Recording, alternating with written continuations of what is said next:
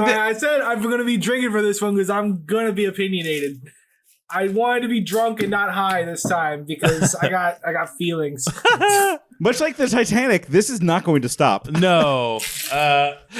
They can't tell you their names. They can't tell you where they live, but in the mid to late 90s, these 5 teenagers can turn into animals to fight an invading army of evil brain slugs. 5 dumb teens are the only thing standing in the way of complete annihilation.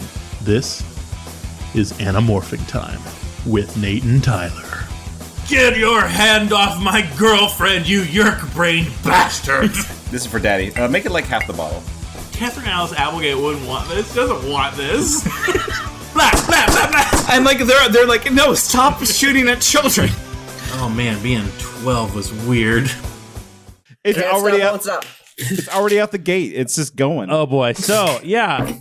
Welcome to Anamorphing Time with Nate and Tyler. That's Nate. I'm Tyler. Hello, everybody. Every abled and not so abled body. Welcome. Yeah, Just trying to get it out there.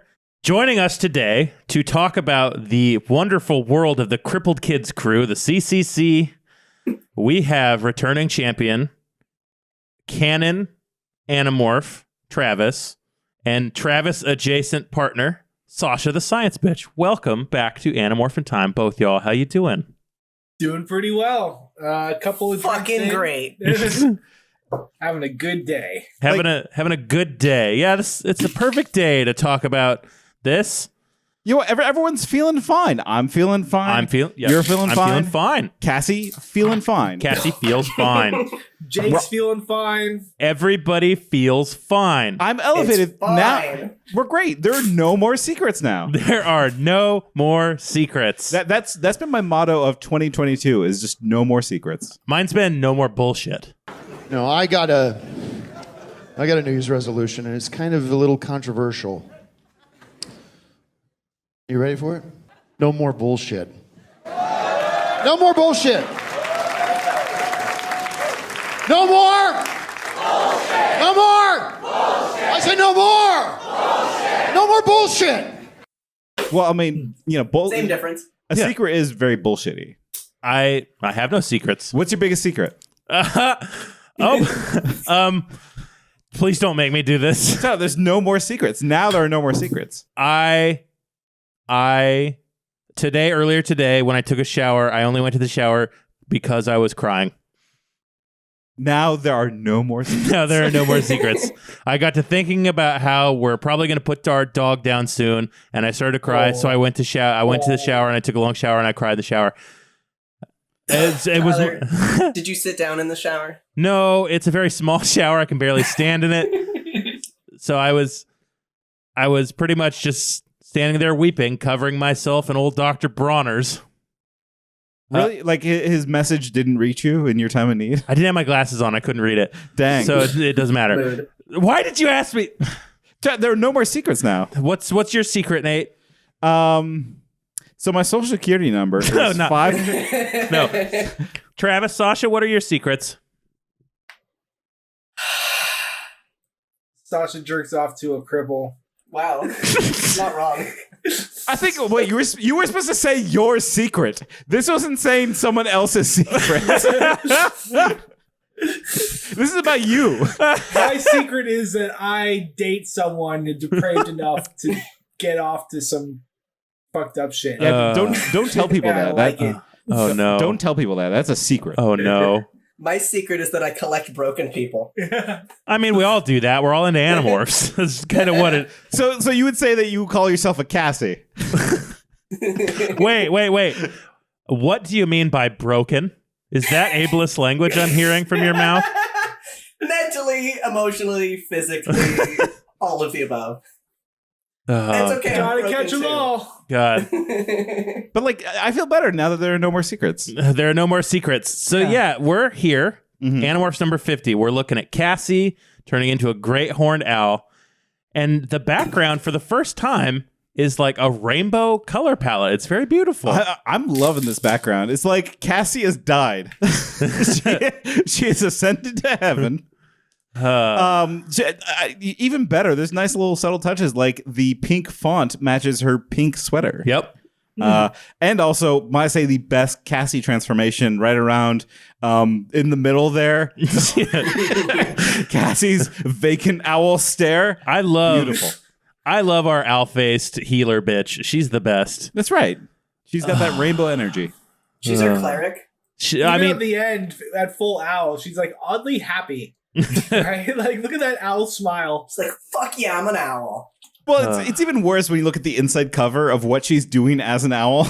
Yep. She's ecstatic to go and recruit blind children into a war. Yeah.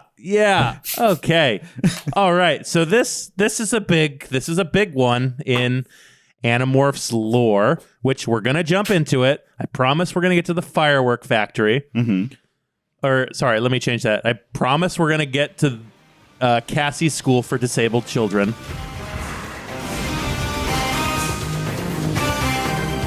But first, let's talk about the beer we're drinking, shall we? It's a special beer. So this is a special beer sent to us from our boy Paul. We busted out another special fan-made beer, and today we're drinking So Your Brother is a Space Nazi. It's called Tom's Hazy.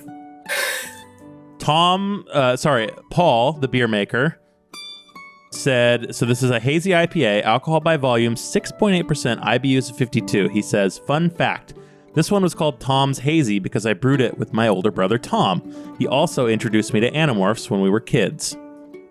So I'd say make sure your brother doesn't leave the house for 3 days there, Paul. Yeah, is he trying to tell you something? Yeah.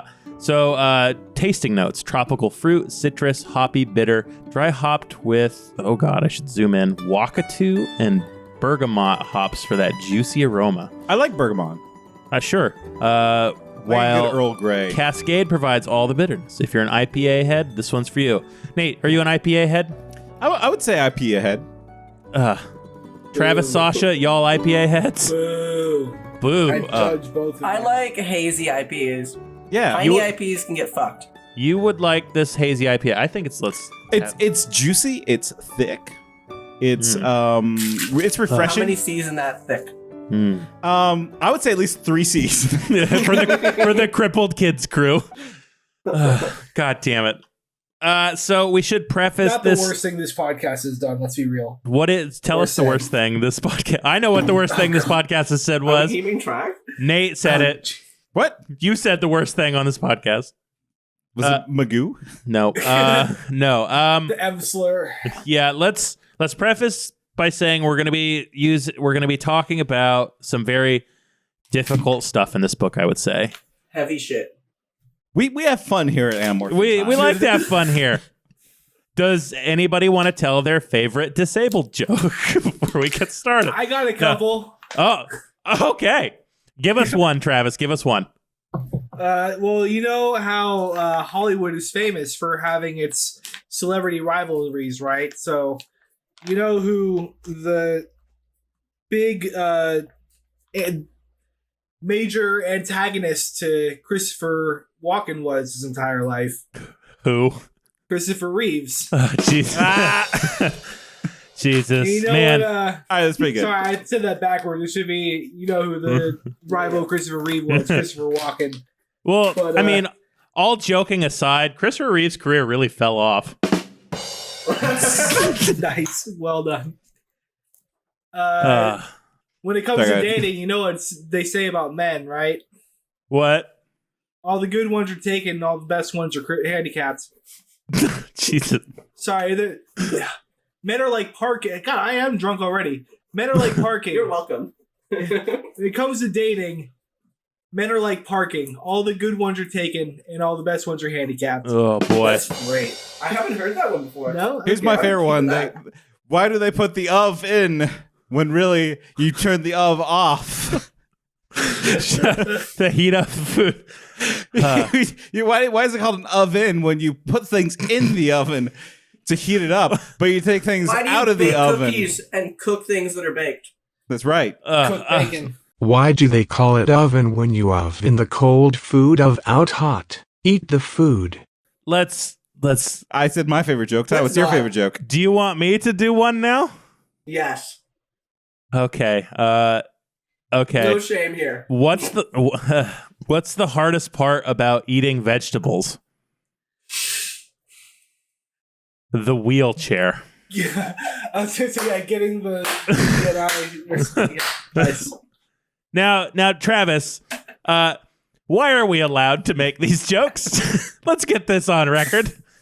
Some people know who you Why are. are you allowed to? Good question. I'm not. I'm allowed to because I haven't walked under my own strength for 16 plus years. Yeah, and I imagine we will get to that when we get to that in the books.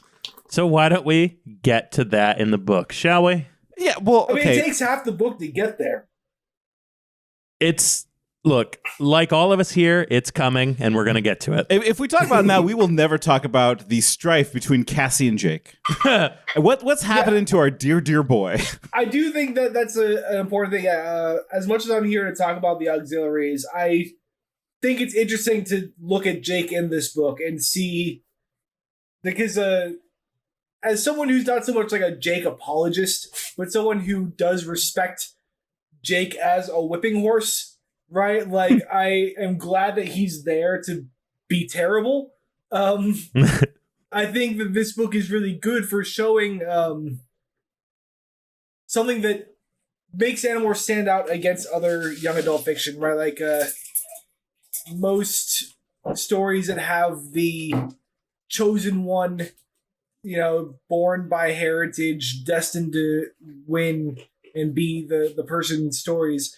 Jake really is just kind of some kid, right? And he is thrown into this spot and it breaks him. And we're seeing that here. And I'm glad that we have a series where the person who's at the front of it and leading it all sucks and isn't the chosen one.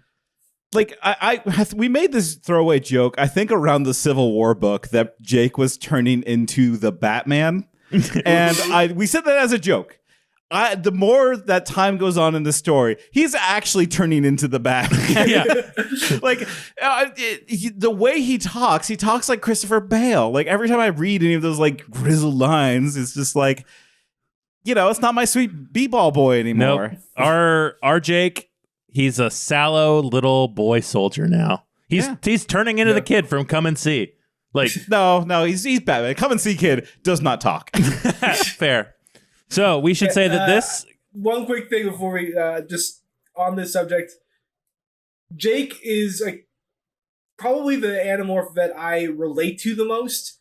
Not my favorite Animorph, but one of the reasons that I relate to him is that I think that Jake's least favorite Animorph too. Right? Yeah. At this point, yes. Yeah, for sure. Didn't used to be. I think Jake, had self-esteem at one point in this story. Like, but like as soon as we hit, like, I think it was just before the Civil War book, we started getting Batman Jake. But let's get into it because this book starts hot and heavy. Yeah, and we should say this was ghostwritten by Kimberly Morris. She's the one who did Super Rachel in the Andalite Death Squad. So that's who we're dealing with here. I love actually both those books. Yeah. I think those are really good. I know you do. That's why I bring it up. But chapter 1, the Hork-Bajir have come to the evil Hork-Bajir have come to the nice Hork-Bajir Valley. Yeah, there's we start guns a-blazing. Cassie knows that they have a drill ready to go, right? They're like, okay, if we get attacked, I'm to turn into a cockroach and crawl into this pipe. And in this pipe, we've laid out special spice bags full of cardamom and cinnamon. Yes. And all the nice things that can fall as a cockroach. And we bust out of here. That's the plan. But Cassie can't do this plan. No, Why? she's scared. She keeps picturing her parents and how they're getting probably horribly maimed and they're not made for this world and they're getting blasted. They're turned into yerks. Did she ever think about this? Like, was this ever a problem for her before? Like, thinking about people getting murdered? Not people so close to her, just the world. Okay. And like, it's never been this personal to her before. But now, clear as day, she can see her parents right in front of her fucking up with the Yerk Hork-Bajir coming to eat their ass. You know what I was picturing when I read this was like 1960s, like floating head around Cassie. It's like with Chili Pop saying, "Want more chili, girl? Want more chili, girl? Want more chili, girl? Want more chili, girl? Want more chili, girl?" Yeah. And she can't do it. She can't morph. Cassie can't morph because she just keeps picturing her parents dying. She has anxiety. She's in her head.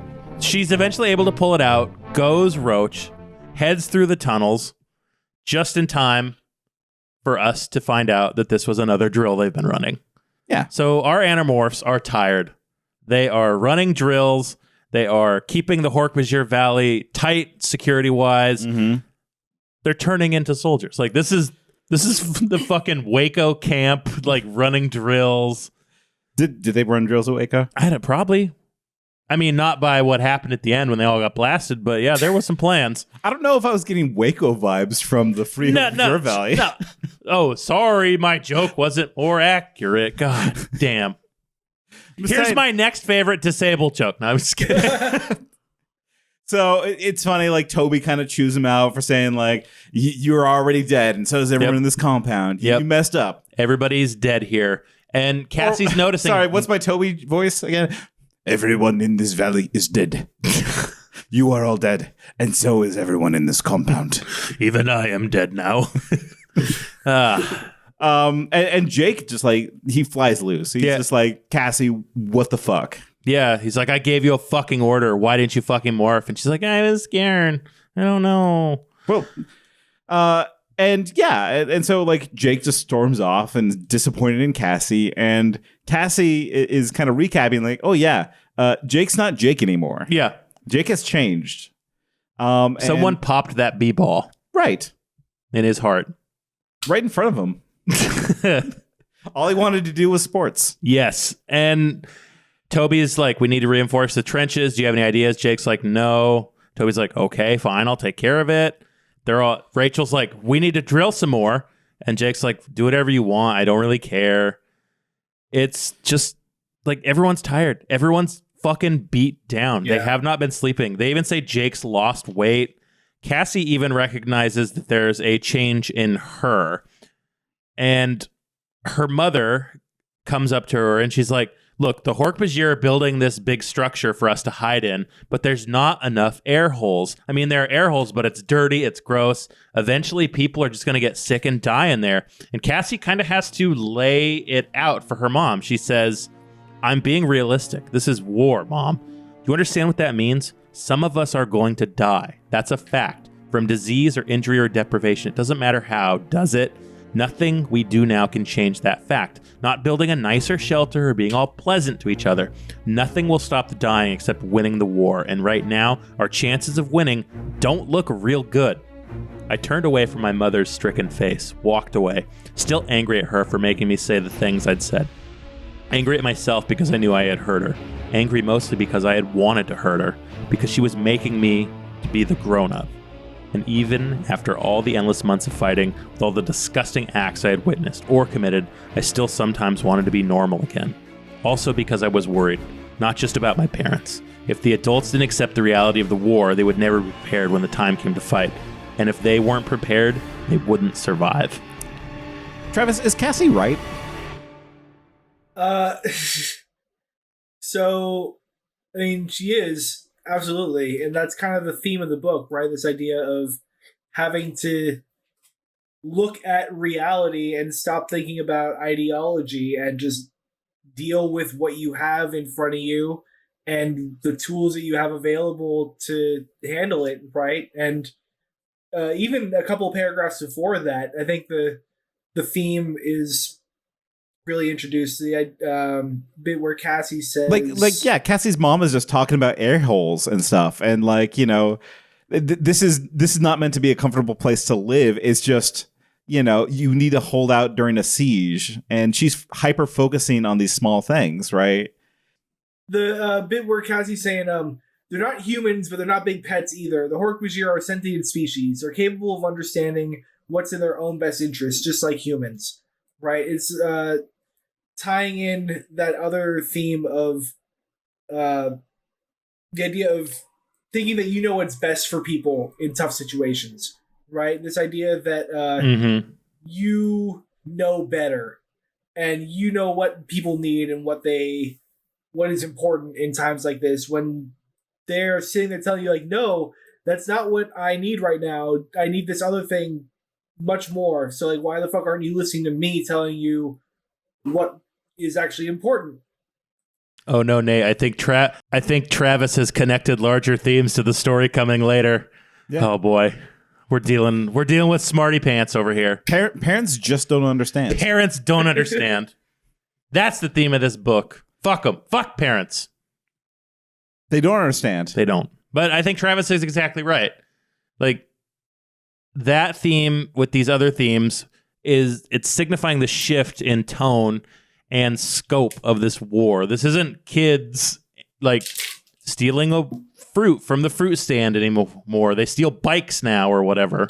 That is so double. Things gone out of hand. No, it's like this isn't searching for an Andalite toilet. This is like reading this chapter was a little difficult because you get to see, one, I think this is a poorly written Cassie book, and two, when it is well written from Cassie's point of view, you see how much she's changed and how much that innocent sort of peaceful side of her is kind of being sacrificed and compromised, which is good. I felt like Nancy Drew has found a dead body. Yeah. Like, you know, like before it's been fun capers, but now things have gotten very serious. Yes. And we need to deal with this.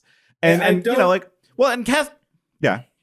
I don't necessarily have strong feelings as to this being a good or a bad Cassie book in particular, but I do think it's important that it was a Cassie book overall, right? Like, this message coming from Cassie hits differently than it would. Like, imagine Marco telling this story instead, right? He'd be like, "Oh yeah, dude, that makes total sense. That's tactically brilliant. Let's fucking go for it. No questions. Yeah, awesome. Cripple Kid Army. Let's go." I mean, like, I think this book, and we'll talk about this later, but like, I think this book does suffer from the problem of Cassie acting as observer to the story instead of being an active participant in the story, right? She's not the protagonist here, right? But she's just kind of going along with the plot. Yeah, there are really great Cassie moments, like really strong Cassie moments, but then there are chapters where she's just describing what's happening to Jake. Yeah. Which we'll get to those. We get my favorite Marco moment right here. Oh, do we now? Yeah. Chapter 4, Marco's just sitting on a rock, whistling and whittling. Yeah. He's just relaxing, having a good time.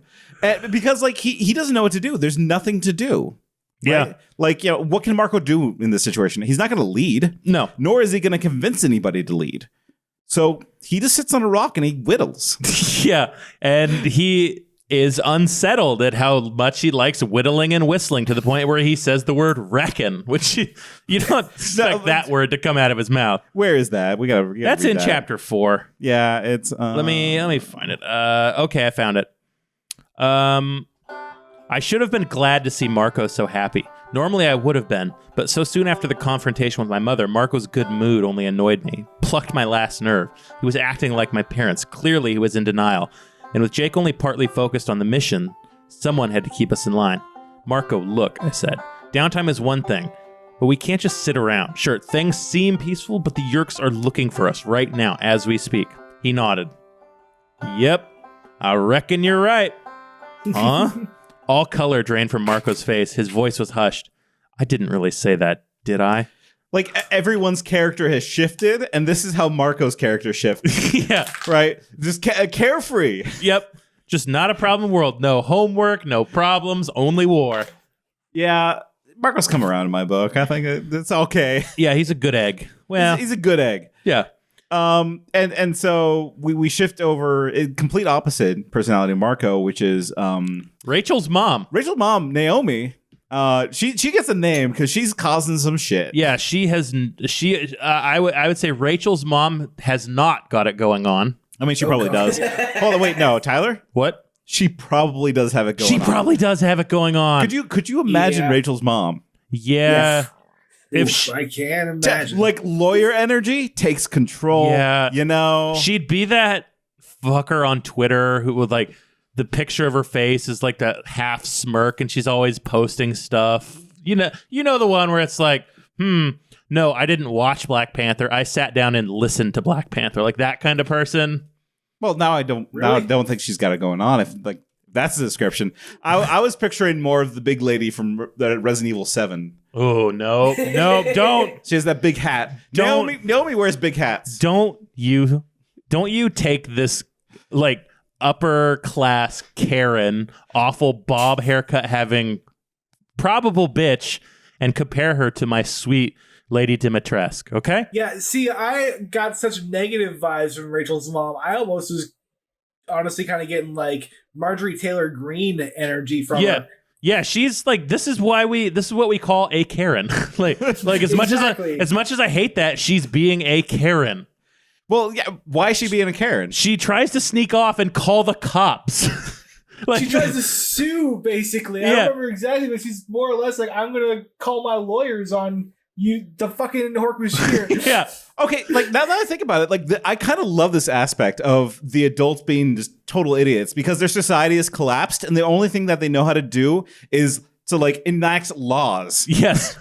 Like in the last book, she was trying to make the Hork-Bashir Bill of Rights. It's like the I forget the end of which Hitchhiker's Guidebook it was, but they get stranded on an island of like middle managers. And like instead, before they build fire, they build money. I think that's kind of what's going on with the adults right now. Yeah, like they're not thinking about the bare requirements of survival. Instead, they're thinking about like, how can I get a proper bath together, or like, we need a constitution right now. We don't have shelter. Yep.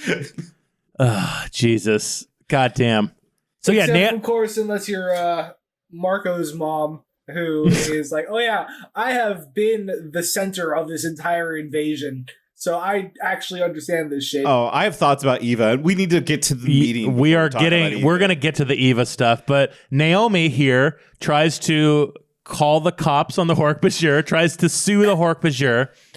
Rachel yells at her, and she's like, she says, look, you're a lawyer, and maybe that's something back in your old life, but here it's useless and means nothing.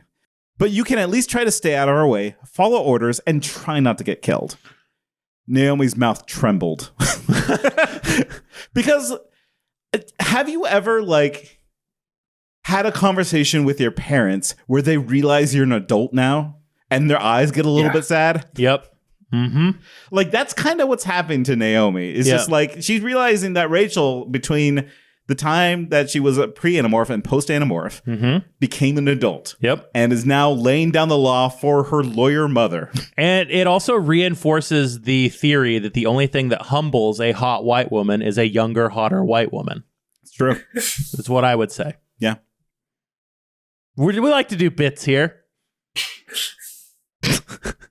Yeah. Yes. No, like, here's my thought on this. Like the adults in the stories are shown to be one, either in denial or absolutely inept, or Ava. Or a saint. And I kept thinking, like, doing this reread and then getting this book, I'm like, why didn't the adults take charge? Why didn't the adults take charge? And then I tried to think of it as like trying to metagame, and I thought, well, these are books for kids, starring kids. I'm not using my kid logic. You got to keep the kids at the center of the story. Mm-hmm. As much as us adults would try to take charge or be like, well, that's not realistic. It's a story about kids, and it should still focus around kids. Yes. And they can't let go of the reins. Yes. And so the kids I have understand not giving Rachel's mom the morphing power. She seems like she would totally David out right away. Right? Yeah. But 100%.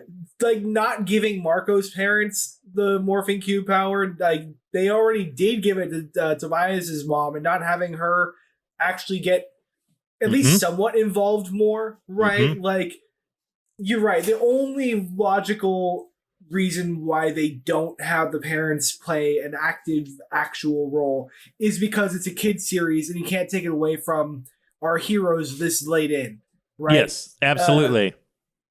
I mean, there's the that only reason. Let's get to the meeting, because I think the meeting really brings it out. Cassie manipulates everyone by telling them that Jake wants to hold a meeting, and then right before the meeting, she tells Jake, "Hey, you're holding a meeting, by the way." Which got you, ass. Got you, which did not feel like the Cassie thing to do, but that's fine. Whatever. It is what it is. Now they have their airing of grievances. Right. So they're all gathered around a campfire.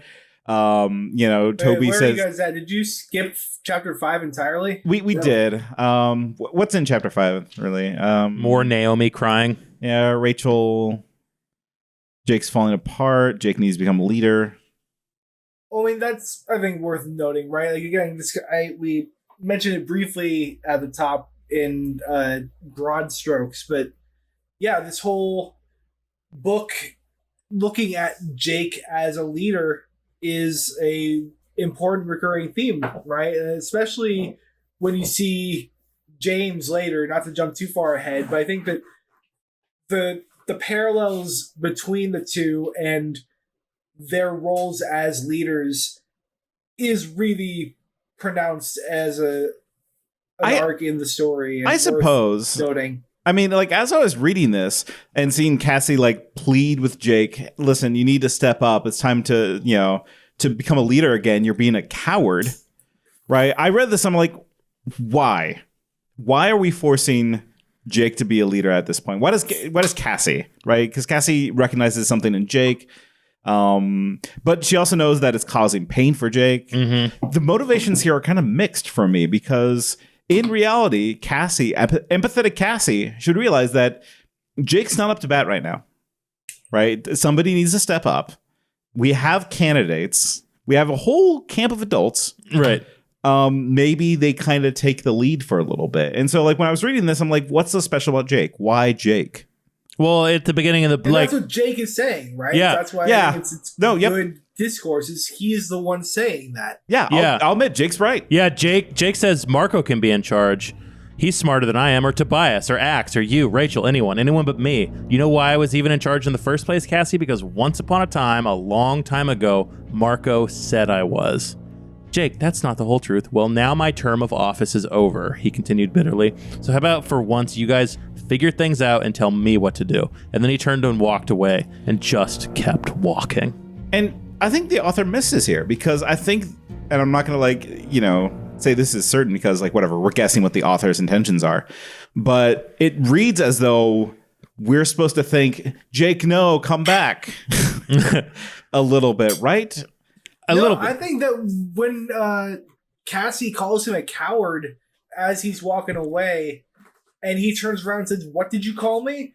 I think it's a great moment because we understand why Cassie says that in that moment. We also understand that it's wrong, right? Like, he is walking away saying, I don't want this anymore. And she accuses him of feeling sorry for himself. But honestly, calling him a coward in a moment like this, when he's taking on literally the entire world on his shoulders, is kind of absurd. Right? It's mean. So it's mean, yeah. It's not Cassie, and she regrets it. She doesn't she immediately regrets saying it when she says it. But still though, I just the motivation doesn't land for me with Cassie. I mean, I get what you're saying. Whether or not the author was intending us to feel sympathetic for Jake or to kind of, it was a bring Jake back moment. It doesn't land for me for Cassie to be saying this. Because, Marco would say this. Yeah, Rachel would say this. Right? Rachel would say this. But Cassie is in Jake's corner 100% all the way. And this hurts Jake. Why all of a sudden does Cassie care about the war? Right? Because in theory, this is the good decision for the war, is to get Jake back in the leadership position. So that's the only reason why Cassie would push for that. I hear you. The one answer I can come up with is that she's not necessarily thinking about the war. She's more thinking about the family of the team, right? I suppose. And she knows that if she's the mom, then he's the dad. And if the dad walks out, then the family is cracked. No, everything's fine when the dad leaves. Don't worry about it. Any minute now. He got tied up. He's a secret agent out in another country. Fine. It's fine. He's really important. He left years ago for a blue cube. He'll be back anytime. He wanted some cylinders, some white cylinders. He had to have them. No, Cassie is not Cassie in this book, right? And sometimes, but Cassie tricks all of them to show up to this meeting. That's what she does next. She lies to everybody and says, "Oh, Jake called a meeting," and then tells Jake, "Aha, just kidding. You're leading the meeting." And he's like, "Fine." Like she doesn't have the authority just to call a meeting. Yeah. Like when you look at what this meeting is, calling everyone together to talk about sort of their feelings, the future of the camp, Cassie would have called a meeting saying, hey, let's all talk this out. Let's all get together. Let's talk about this. That is a Cassie move. But lying to everyone and then manipulating Jake, not so much a Cassie move. Cassie doesn't lie. Yeah, she can't lie. She couldn't even lie and give the government a fake phone number. She just wrote 1, 2, 3, 4, 5. She goes to nice as neat. Book 14 compared to now. That's right? true. Like, that's so true. Some room for character growth. As soon as she murdered everyone in that taxon book, like maybe things have changed for Cassie. Okay, yeah, fair. So I think I'm okay with that actually, but either way, they call this meeting. Right. They make Jake stand up there, and it's like, I don't wanna. Yeah. Well, okay. So Toby says, "Hey, why do we have this meeting? Like, Jake? Why'd you call this meeting?" Cassie owns up to me saying, "Okay." So she says this, right? I just wanted us all to talk, clear the air if we can. We're not working together, not as animorphs, not as families, not as a camp, right? Mm-hmm. And she goes on to say, listen, hey, I know it's been hard, so on and so forth. And immediately, Naomi stands up, says, cut the crap.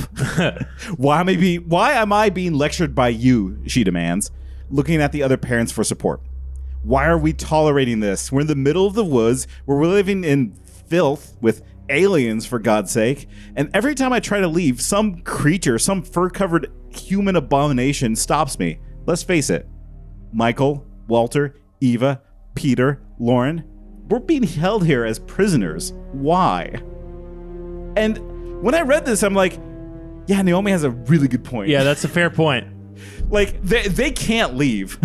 And we as the readers know they can't leave, but they don't know like how fucking serious this is. Well, and she also brings up the second really good point, which is, why are we being lectured by literal teenagers, barely teenagers, right? Like they're not 18-year-olds. No. They're like 15. Yeah, 14, 15, yeah. Like, could you imagine a 15-year-old trying to talk to you about war? You would be gone. Like, or you would just say, that's funny. The adults are talking. Go back to playing Beyblade or whatever. Right. I assume kids play. Do they still play Beyblade? Is that Roblox? Yeah, go play Roblox. I don't know. I don't know what kids do. Go play PJ Mans. PJ Mans? Yeah. Is it the Pajama Mans? Yeah, PJ Mask. PJ Mask. God. That's right. I don't. No idea. Can we go through one episode without trying to guess what children do? Okay, everyone go around the circle and guess what children do. I went with PJ Mask. Tyler? Feel uncomfortable in a world that will kill them given any slight inconvenience. Travis? Oh, yeah, I was going to say drugs at a younger and younger age, so it's kind of just piggybacking off of Tyler there. Science bitch? Existential crisis and furry porn.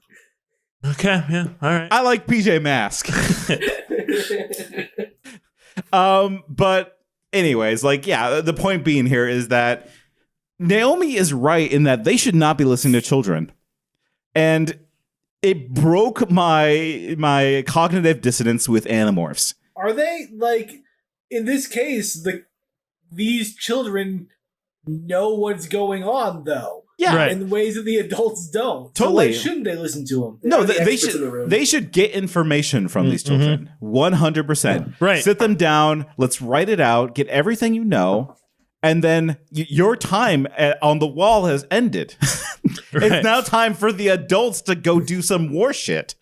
Changing yeah, like I can see that with Marco's parents, right? And again, with Tobias's mom. But I do not trust Rachel's mom with the morphine. Right. And so that's a good transition to what happens next, right? Because all the adults are fighting and bickering, and Ava sits up and says, great, I was leaning up and I don't have it ready. Where is it? We're so prepared.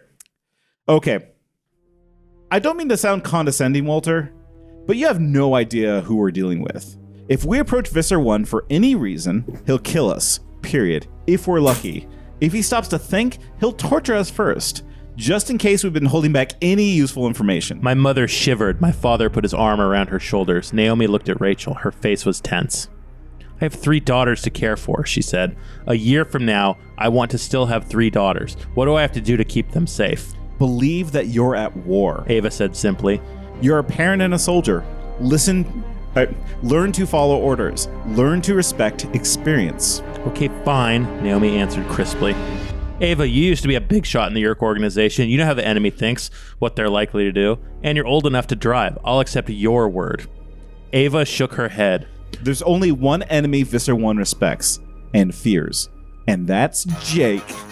He needs to be our leader. Boo! Boo! Like, she stands up, gives the fucking Braveheart speech, and says, but you know who's a better leader than me? Fucking Jake. Right. I don't know. This I think sad there's an interesting kid. point there, the fact that think about the way that Visser 1 thinks. Or, well, I'll go with, I agree with you guys. I'm just going to keep calling him Visser 3 for... Yeah, like, he's Visser 3. He's Visser 3. yeah. He will I feel- never, yeah. ever be anything more than a sub. He's got that 3 He's mindset. he's a bitchy sub, and he always will be.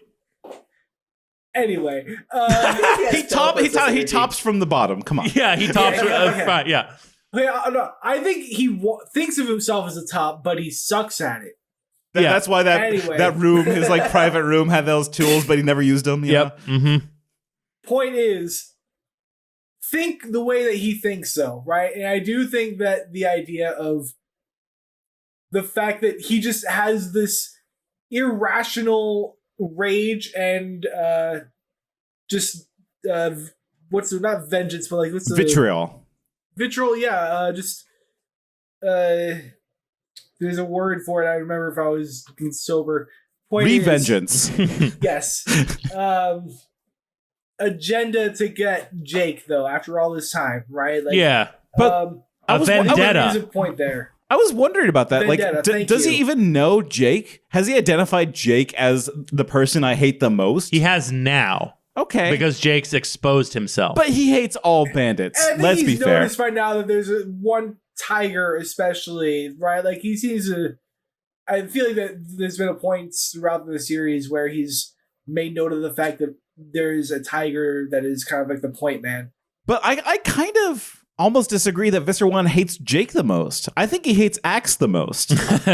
Right? Because like they've been in tail fights all through this time. He's only seen the one Andalite, which has been Axe. He hyper focuses on them being Andalites because of Axe. Mm-hmm. I think that Visser 3 hates Axe the most. And it is Elfinger's little brother. That's right. There's a family connection there.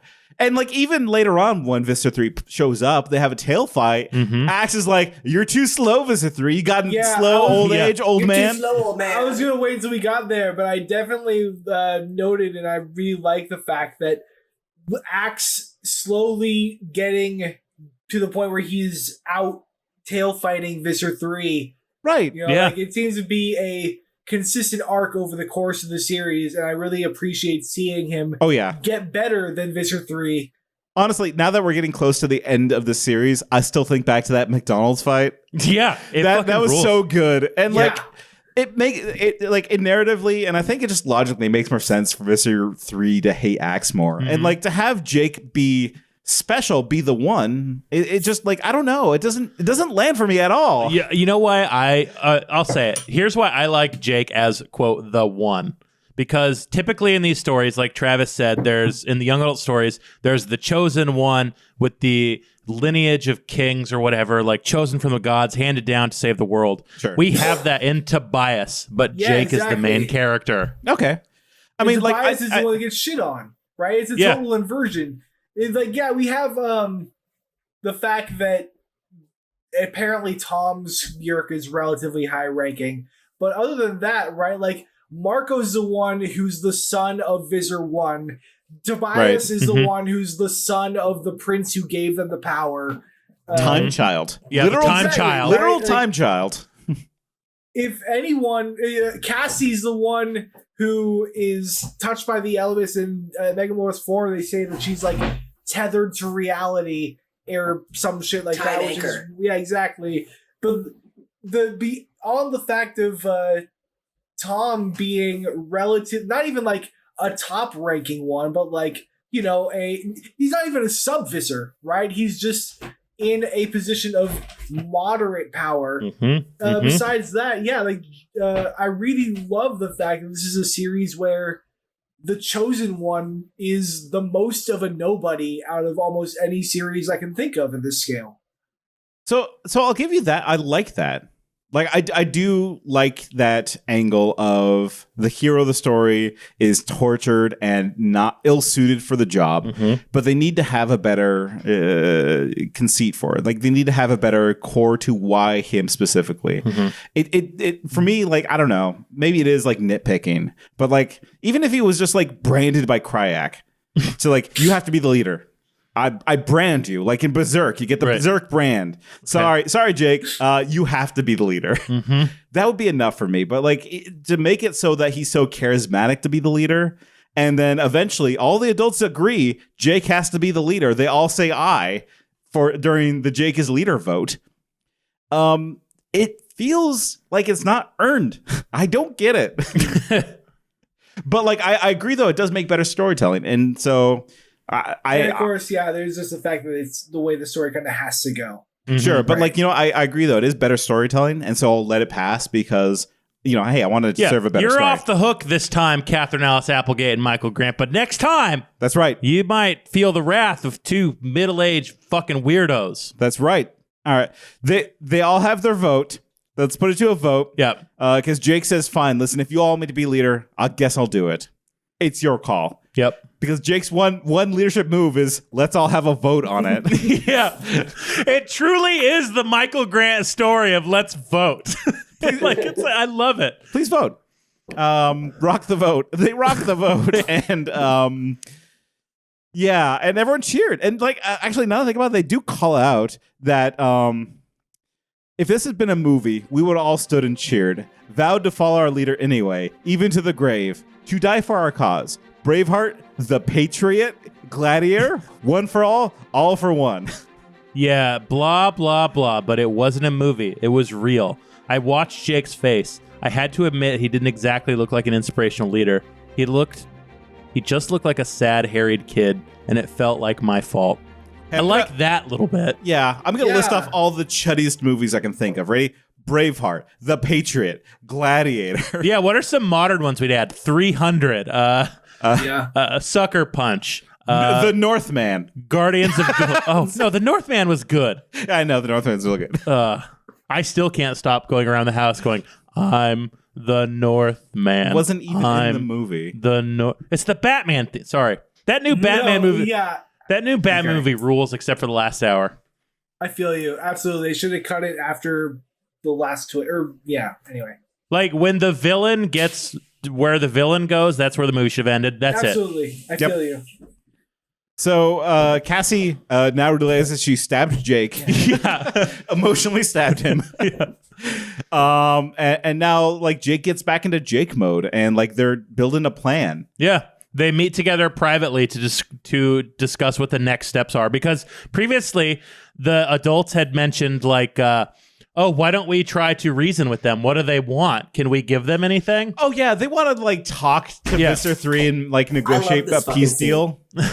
Oh, it's the worst. It's so, like, like, reading this, I'm like, oh, shut up, you dumb fucks. You can't talk to these people. Yeah, like, Ava was right. Like, you can't negotiate with terrorists. Yes.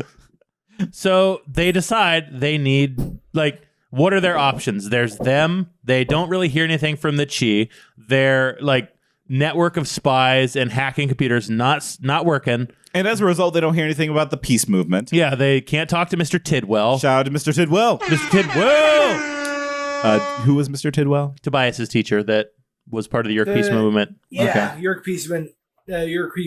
Yeah. Yeah, they don't even know if that's a thing anymore. They don't even know if that's a thing anymore, so they decide, well, I guess it's time to make more Animorphs. I don't remember if we actually end up hearing from the Chi either after this. I won't say either way if I did know, just because of spoilers for okay. But like I'll keep that in mind. There's definitely one very important Chi moment coming up. You're right. I remember now. Okay, yeah. Anyway.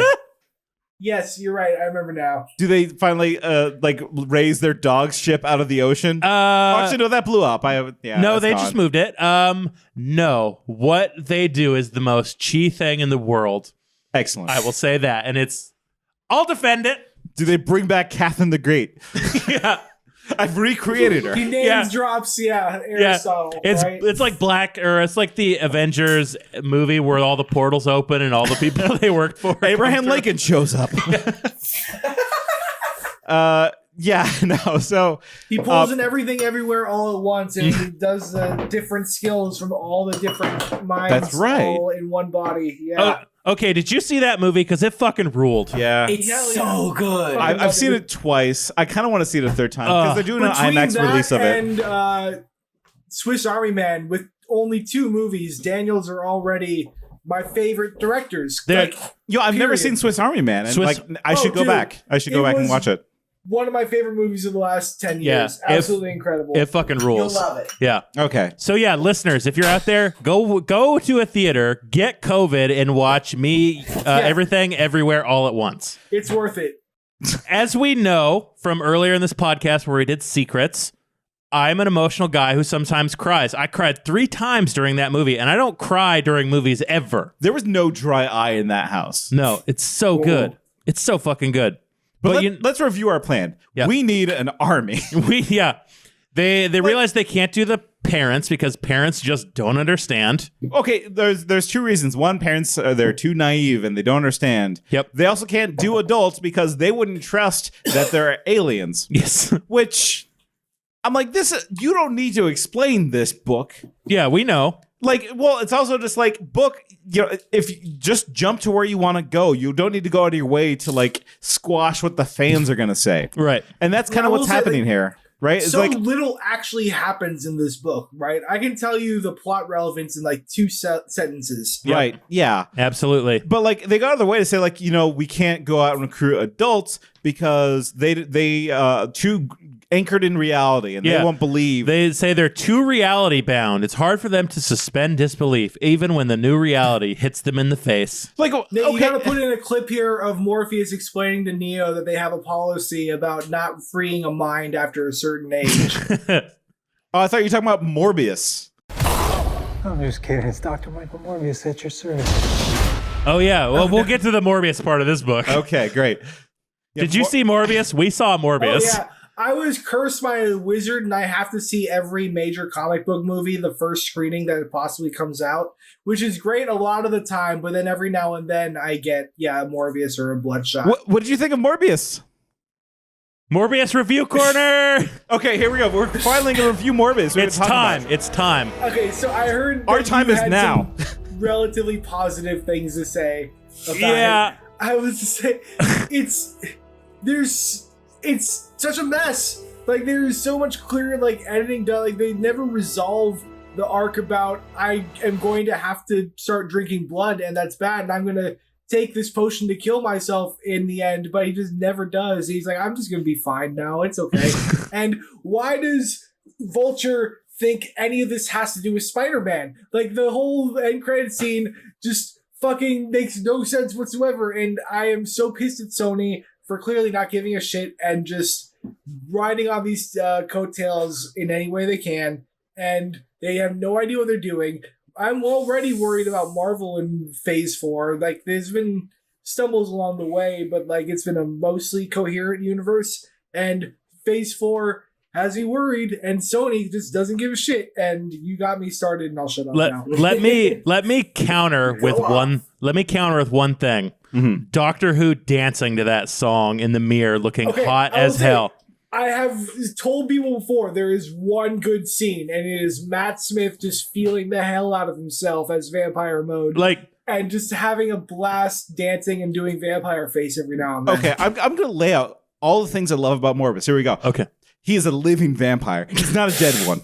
Number 2, he has dominion over bats. He controls bats. He's their brother. He got that out of nowhere. Power is like complete ex-bat enough. Not done. Number 3, he drinks blue blood, right? You know who doesn't do that?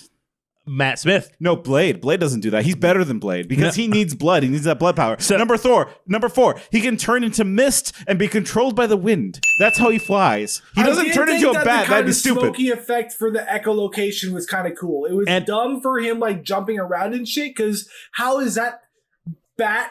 Like, bats don't teleport or turn into smoke. What the fuck? But the idea of like it being echolocation that was kind of like smoky and not exactly precise and clear outline, that was kind of cool. But number 5, he has echolocation. He can just like walk around the blind. Number 6, he has sex. Like Morbius fucks. And Matt Smith fucks. That's right. They have sex. You skipped 5. I don't listen. It doesn't matter. Okay, I know. Here's the thing: you can't see 5 because it's invisible. Because he's a vampire. No. You can only see 5 with echolocation. That's right. Number six. It's an hour and a half long. It was not 3 hours long. Like, we were in and out in no time. We drank a bottle of Coppola wine. Excuse me, half bottle. It was $20. It was $20 half bottle of wine, and Nate and I looked at each other the whole time like, is Morbius good? And we'd be like, okay, no. So I and then we'd all say 6 of those with 1 point. Jared Leto. Jared Leto. Where did I get David from? Jared Leto runs a fucking sex cult, and he's a pedophile. Oh yeah, no, he sucks. Yeah. Right? No, we're not much like a vampire Morbius. Yes, he sucks like Morbius. No, like if they had made that movie, we're not going to fix Morbius because there's nothing to fix. It's perfect. Let's keep going with Let's keep going with... I haven't seen Morbius, and now I really want to. You should. I'm not going to give them money, but I'm going to see it. Yeah. It's a mess. I love all of the little bits of vampire lore that were snuck in there. Like the turning to mist to teleport thing. That's canonical. And vampires, but not for giving yourself vampire bat. Okay, please, he's also a living vampire. He's not a real vampire. Vampire bats are sky piranhas. They just eat anything and just like down to the bones in seconds. Yeah, he enhances the vampire bat. He enhances the bat's power. Magic. No, he's a living vampire. No, it's science. He does it through science. There's no magic. That's right. He's not undead. He's a living vampire. Advanced science. It's not even him, but vampire bats themselves, according to the movie, will just like devour a cow down to the bones in seconds. He's a very smart doctor. It makes sense within the narrative. All right, but here's the last point I'm going to make about Morbius. Morbius is disabled. Fuck. You fucking did it. I knew it. Actually, yeah. Yeah, Morbius is disabled. I will say, he is. What's he his is. shtick? One of the things that I appreciate about Morbius is that the kind of gallows humor that he and Matt Smith have is actually pretty awesome. Yeah. I did appreciate some of them, like, giving each other shit over both being super disabled and just kind of being cool about it. That was great. Why did I bring up... What's their disabilities? It's all made up blood disease. Blood disease. A blood disease that makes them blood disease. Yeah, pretend blood disease that basically gives them, scoliosis. But that also said, that plays into one of my least favorite tropes around disability in superhero stories in ways that I really appreciate that this story does not, which is the idea that the superpower comes from actively negating the disability, right? So like Daredevil is my go-to example of this, right? I call it the Daredevil syndrome, where he's supposedly blind, but his power is that he can perceive the world around him better than anybody else, right? Or Travis, look at like Cyborg or the Winter Soldier, right? You get an amputation, like to the point when Cyborg where he's mostly missing, right? But you get these super prosthetics to the point where it's like, why aren't you just replacing all of your limbs with this? These seem better than normal limbs, right? Or Professor X is kind of weird. There's the whole mind versus body duality there. But even the fact that he just has a flying wheelchair and doesn't have to deal with little bumps and things in the way that an actual Stairs wheelchair don't stop him. Right? Like, if this is going to sound silly, but it really is kind of a proverbial example in my mind. if I am trying to get to a building that is in the middle of a block and I park in the middle of the block right in front of that building, instead of just going up the 3-inch curb, I have to go all the way to the corner and then back, right? Mm-hmm. But Professor X wouldn't have to. And so it's just like those little... Because he's rich. But at the end of the day, like, my real metric that I use to drunkenly just thrust this in now since we're here... hello. Hello. If you have a bunch of kids who are playing whatever superhero team at recess, right? And one of those kids actually has the disability that the character ostensibly has, and another kid does not. And the kid who does not have that disability is more easily able to play the character than the kid who does, then that's bullshit representation, and I don't like it. And I don't think that that's the case here, right? Like, none of the kids can really play birds flying around or bugs crawling around better than the others. But Travis, why are we talking about disabled children? Oh, I'm sorry. Yeah. What? Because we were talking about Morbius and we were talking about building an army. What does this have to do with disabled children? Because Matt Smith and the pedophile both had to use crutches and walkers.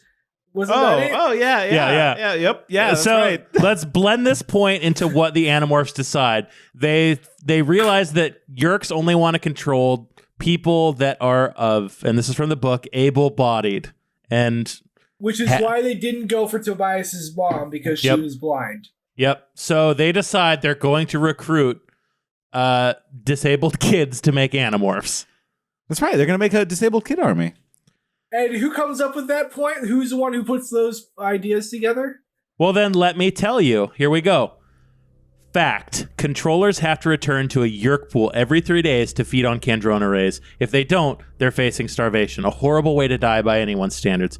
Unfortunately, about the only way to completely be sure people don't have a Yeerk snuggled somewhere in their cranial cavities is to watch them for 3 days. If they make no attempt to find a Kandrona source, you know they're okay. There's got to be another way, Tobias challenged. Then excitedly, what's the one sort of person the Yeerks won't touch? Who do we know for sure isn't one of them? It took me a minute, and then I got it. The Yeerks don't infest people like your mom before she could morph, I said honestly. The Yeerks don't want a blind controller. They don't want a disabled controller. Deaf people, people in wheelchairs, people with serious illnesses. She's right, Rachel said slowly. I've never seen a controller in a wheelchair, and I bet any human controller who gets cancer or loses a limb is killed. No joke. Hundreds of thousands of people, Tobias said. The Yeerks just write them off. So do a lot of humans. So do a lot of aliens, Marco added, giving Axe a look. So, this makes me feel icky because I understand what their plan's going to do, but the Tobias line of the Yeerks just write them off, so do a lot of humans, adds a nice little bite and a nice little kick into the way our society likes to erase anyone with any kind of disability. That's what I got. Yep. Yeah. That's right. And reading that, I didn't necessarily feel icky, but I did have this feeling of, oh no. Right, because hey, we're in treacherous territory here. Hopefully, a certain amount of tact is applied. Yeah, because in previous books, let's say a Civil War book, didn't handle it well. No, Nate sent me a text with that picture of the quote of, "It took me a minute, then I got it," with the caption of, "Oh no."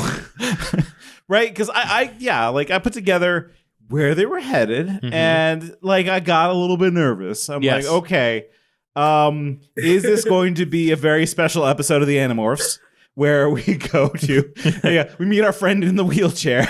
We call him Wheels for short. He has a go get him attitude. Yeah, and so I was worried it was headed that way.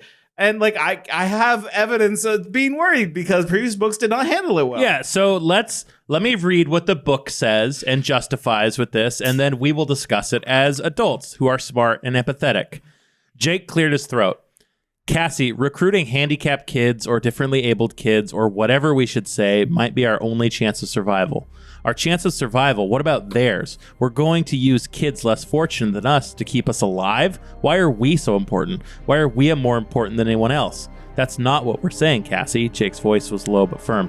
Handicapped people live on this planet too. When I say our chance of survival, I'm including every human being on Earth. Everyone has a stake in this fight. Why not give other kids the power they need to fight back? I didn't know what to say. Jake was right. Suddenly, a revelation. I was thinking like my mother. She was right about the emergency living conditions the Hork-Bajir had built. Still, she couldn't get over thinking her job was to take care of the Hork-Bajir. It wasn't. Her job was only to help the Hork-Bajir help themselves. Would we be doing the same by giving handicapped kids the power to morph, helping them to help themselves, arming them to defend their homes, their families, their worlds? That's right. Get them jobs. Yeah. Well, take these bootstraps so that you can survive. That's right. Give them small business loans. Or would we just be burdening them with an unendurable load of misery, guilt, and pain? So, what do we think? We all look at Travis. I'll go first so Travis doesn't have to. I mean, yeah, please go for it. Yeah. I've thought about this a lot from when I first read it as a kid and then when I remembered it as an adult and now rereading it. And I kind of like it in this book. I think some of the stuff in this is handled very deftly because when we get around to seeing these kids, the Animorphs look at them like they're creatures, and the kids themselves say, hey, we're just fucking kids. You know we're in the room and we can hear you, right? Because Tobias's line of people throw away disabled people, I see that shit as a nurse all the time. People do throw away anyone not like them or with any kind of disability. And the fact that in this book, you get to see people like that given the power to fight back, to fight in some kind of media, to fight an evil where their power doesn't, as Travis said, spring from their disability to make their disability the superpower is kind of fucking cool. Like, I'm over representation for a lot of stuff, but this, you do not, I can't think of anything else where this is the case. Not a single goddamn thing, good and bad. This is it. Like, I like it. I think there needs to be more of shit like this, where it's like, oh, yeah, I'm in a wheelchair, but I also have heat vision or whatever. Like, that's fun. There is one book I want to give a shout out to. I think it actually has a sequel too. Unfortunately, I don't have the author in front of me, but the book is called The Ableds, and it's about a world with, people just have superpowers. They, kind of X-Men style, but it's about kids who go to the school for kids with disabilities in the town that is super secret and all of the superpower people live in, right? But they make the point of not having the disability be the ironic counterpoint to the superpower, right? Like, the main character is blind with telekinesis. Mm-hmm. And there's a kid who I think has Down syndrome and can teleport. I think it's been years since I read it, but it's fine as a story, but just, yeah, you're right. Like, the fact that it's the only other story I can think of where it's just, yeah, I have a disability and I have a superpower, and they're not some sort of ironic play off of each other, and I can be my own character and have my own development. It doesn't happen. And this is the only, real example besides the one I mentioned that I can think of. And kind of worth noting, I had my surfing injury between when I first read this and my first reread as I was finishing up college. And I got my degree in literature and philosophy, reading all this super heavy, hardcore stuff. And I was thinking, I just need to read something cozy and simple from my childhood, and Animorphs is heavy, but the prose is not complex, right? See, I have the opposite problem. I'm just after the last book, Finnegan's Wake. I see. Fair enough. Yeah, if this is what your reading diet has been for a while, then I don't blame you for wanting to bounce back. But having been on the other side, this was my junk food that I needed after all that heavy stuff. So But yeah, point being that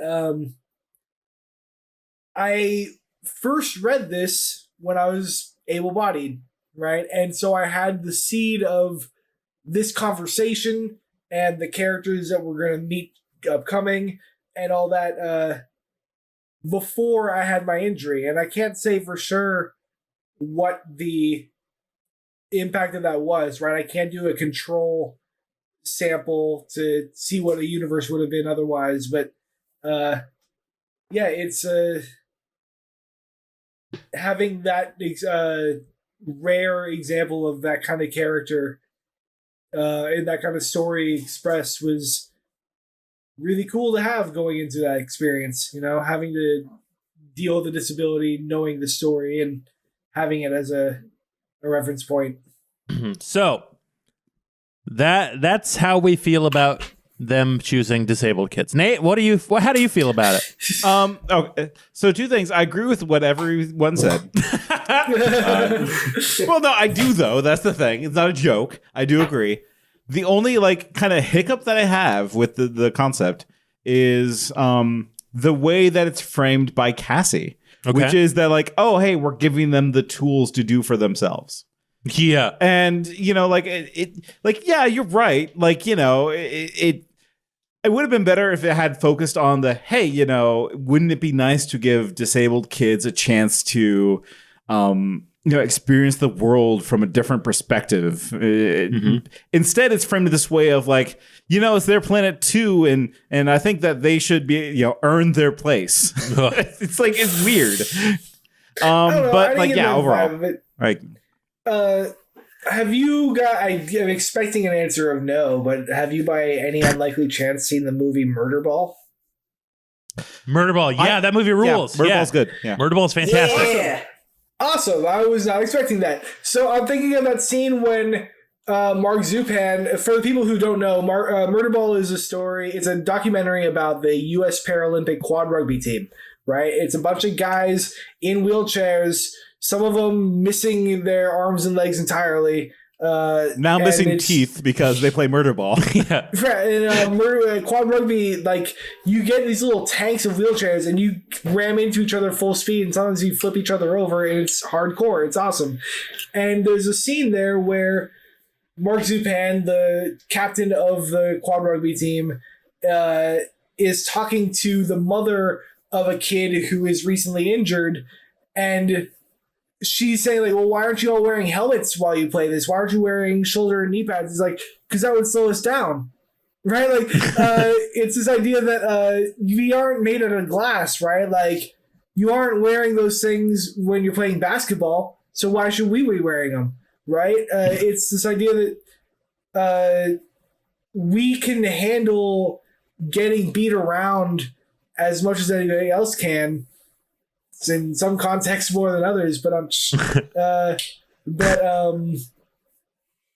yeah, you know, it's I do think that the framing of letting them have their chance to not be coddled and to show that they can handle serious shit. So the plan has been decided. Yeah. The new recruits are on the way. They're a little bit hesitant because, you know, Rachel brings up a good point. David was bad. Yeah, David was bad. Yeah. But they decided that they need more troops because, like, hey, they're fighting a war at this point. Yeah. It's no longer like small guerrilla warfare. They need soldiers. Yes. So they decide that Cassie, Marco, and Jake are going to go to this rehab center that Marco knows about. Mm-hmm.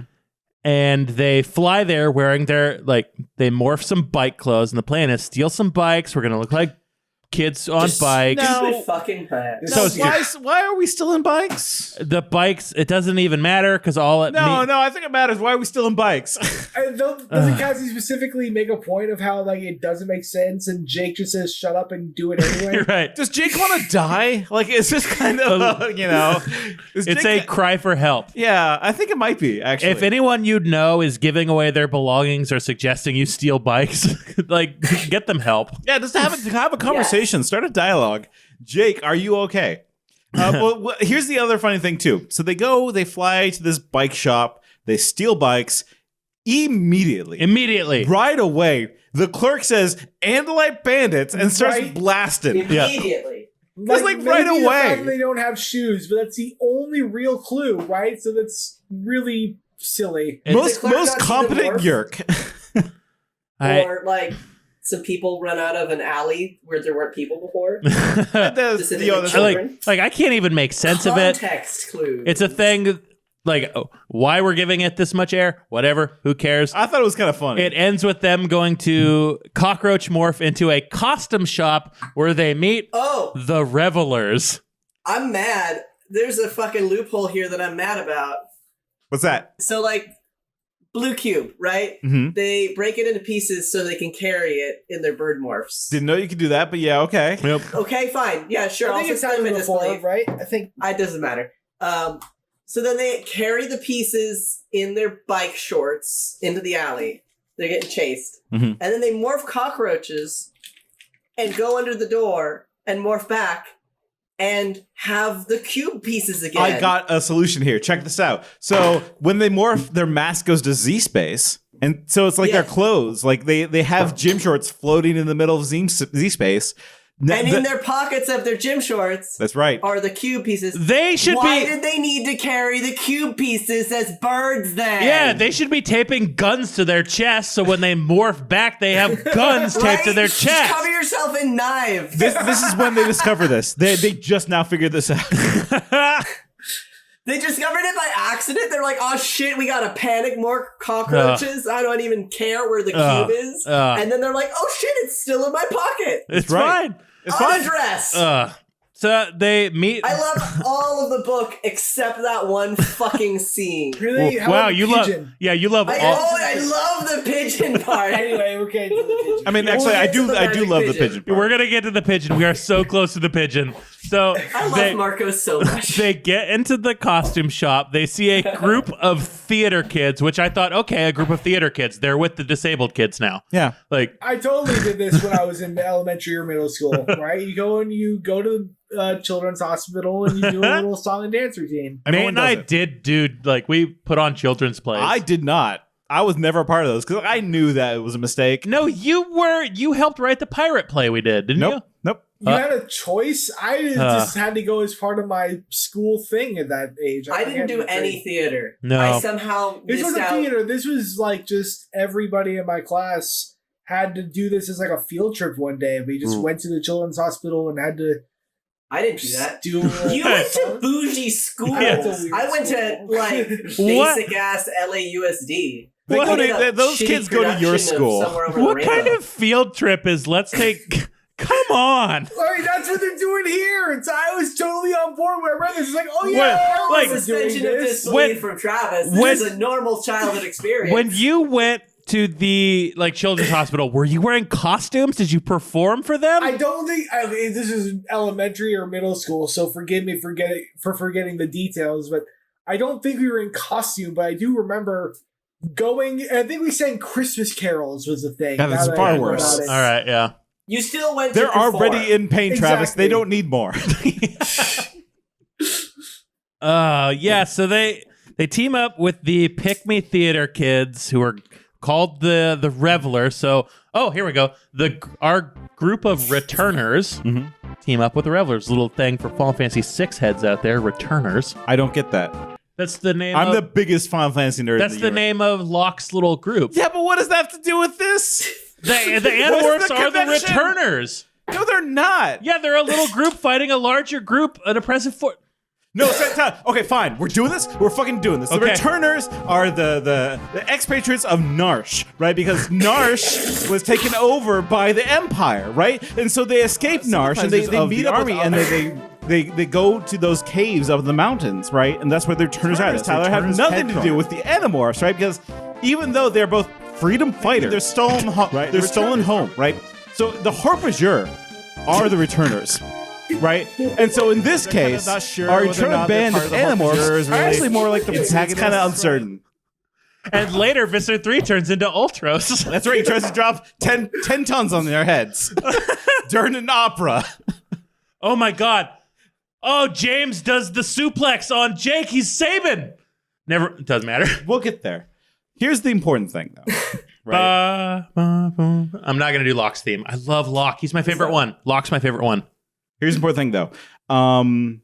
They immediately leave this awkward situation. They go upstairs to what you described as the puberty ward. Yeah, they go up to the puberty ward of the disabled hospital. I love the scene in the elevator with the doctor because that feels extremely like the DM is like, get your party where the fuck you need to be. Right. Here's an NPC. You should go upstairs. Yeah. So Cassie's dressed as a fortune teller. Jake's dressed as a 60s beat poet with a soul patch. And Marco's in a gold tuxedo magician costume. Hell yeah. I love it. Like this, I am here for Marco. This is like whatever the Animorphs version of pure Americana is, Animorphicana, like this is like Animorphs at its best when they're in a stupid plan, dressed like idiots, trying to survive. That's what this is. It's a reprieve. Things have been bad for a while. Yeah. We need to see Marco have a pigeon in his pocket. Right. So Marco's like, wait till they see my magic. And he pulls out a pigeon. I'm like, Marco, where'd you get a pigeon? He's like, I found it. It looks like its wings hurt, but it's okay. He justifies it because he's like, if we bring them in as Animorphs, they'll need something to morph into. Which he's right. He's right. Yeah, and then Jake and Cassie are like mad that they didn't think that far ahead. But also, why you bring Marco? Why didn't they bring Tobias? It'd be so much easier than having this fucking pigeon that just disappears when they don't need it and then reappears when they do. Not to make a pun, but I think Marco was winging it. He did not think this far ahead, and he needed an excuse. He just grabbed a pigeon just cause, and he's like, I need to justify this pigeon. Yeah. Marco's the king of fucking around and find out because I stand Marco so much. All right. So they get to the fifth floor, which is the floor of disenchanted youth. Yeah. Yes. It's the school Big Hard Knocks. movie. Apparently, so it's like the post-pubescent, disabled floor, and all these kids just live at the hospital. Apparently, yep. This rehab facility. They just live here. And so these Animorphs, they roll up, and immediately, everyone kind of turns away because here comes these idiots dressed as magicians and gypsies and beat poets. Right. It's kind of like, okay, here comes the Christians. They're going to try to convert us. Let's just suffer them for a little bit and they'll go away eventually. And even Cassie says hey, did I do anything wrong here? Like, what's up? Yeah, it's like, no, we just think you're going to sing at us. Right. Which, yeah, that's a good point. That sounds like that sucks. Yeah. But this is where we meet our cast of characters, our new potential Animorphs, right? So we have Cassie has described earlier, and I meant to mention it before, but she describes this disabled kids as people who were more unfortunate than us. And I just, when I read that, I'm thinking dude, after everything you fucking been through, you think that not being able to move your legs is more unfortunate than being a child soldier with the world on your back, right? PTSD isn't a real disability, so. Oh, Jesus. Clearly. So, let me voice one thing that I think this book, I'm not going to say does well, but I'd say represents accurately, and it's this. I'd seen the boy's heads bobbing slightly as he divided his attention between the card game and the TV. I guessed he had cerebral palsy. Now his face contorted, his body stiffened with effort. Duh. The pale girl with the cards calmly and patiently rearranged her hand and waited. The boy's attempts to speak were painful to witness. Jake and Marco looked panicked, confused. I guess I did too. What were we supposed to do now? Wait for the boy to finish? Leave? Pretend we didn't realize he was trying to say something? So this is a thing I see at work all the time, especially when I'm working with new caregivers or healthcare workers, where someone with some kind of disability in speaking is trying to convey their thoughts or something, and there's an uncomfortability with what you're supposed to do. Yeah. And I think this book represents that pretty accurately by saying that they were panicked, confused, and they didn't know what they're supposed to do. So let me just say, as an ER nurse, as a health caregiver, just sit there and listen to them make their point. Don't They're just people. Treat them like people. And like that was like, I'm an able-bodied person. I can express what I think. I can express what I feel using my mouth, using words, using my brain. I can do all these things. And being in healthcare, I often work with a lot of people who cannot do these things. And I have had to learn my own biases and my own thoughts when having to try and communicate with some of these people. And you just kind of have to treat them as humans because they're humans and you need to be understanding. And I wasn't sure where my point was going, but it's just like, I think this book captures how uncomfortable people who are never around these other people can feel. Not that that's a good feeling to have. I'm not saying that. But this book mentions how we easily throw people away. And I've said on this podcast that we are experts at throwing people away. And I'm not. Well, you're perfect, and that's fine. Yeah, that's right. But my point is, you see a human being in front of you, you treat them as a human being. That's all. That's as complicated as these interactions need to be. And props to this book for even giving any language to this or even trying to confront it. Because in the next couple chapters, they're all saying like, hey, we're just people. We're just people too, you know? Which absolutely. I love the fact that they put us in Cassie's shoes here, and they put us in her awkwardness and in her discomfort. Mm-hmm. Right? Like 99% of the kids reading this are going to be more or less able-bodied, because that's such a ambiguous term in of itself, right? That's very much a spectrum there. Mm-hmm. But yeah, most of the kids are going to think of themselves as able-bodied, right? And Mm-hmm. they're going to have probably the same kind of reaction if they were put into this situation. And to call out the reader as most likely having this exact reaction and having to deal with that exact situation of sitting there through somebody forcing out a single syllable or two, right? Yeah, it's great. I love that they, much like the Animorphs, makes the reader sit with all sorts of difficult emotional, ethical situations. Making them sit with this experience here is great. I fucking love it for calling the reader out like that. Yeah, and it's I would say it's handled pretty subtly. Like it's not overdoing it, but if you notice it, if you don't, it lives in your brain. It's in there. You'll notice it at some point. You know, I also like that how they accurately portray nurses in this book. Yeah, it's pieces of shit. Right. Like, so this is you, actually. It is. Where are we? He's supposed to have it an hour ago. He's in pain. Yeah. I turned to the sound of the voice. It was young, mature, and angry. Right? So who's this angry, young, hot stud yelling at this sniveling, cruel nurse who is denying his friend pain medication?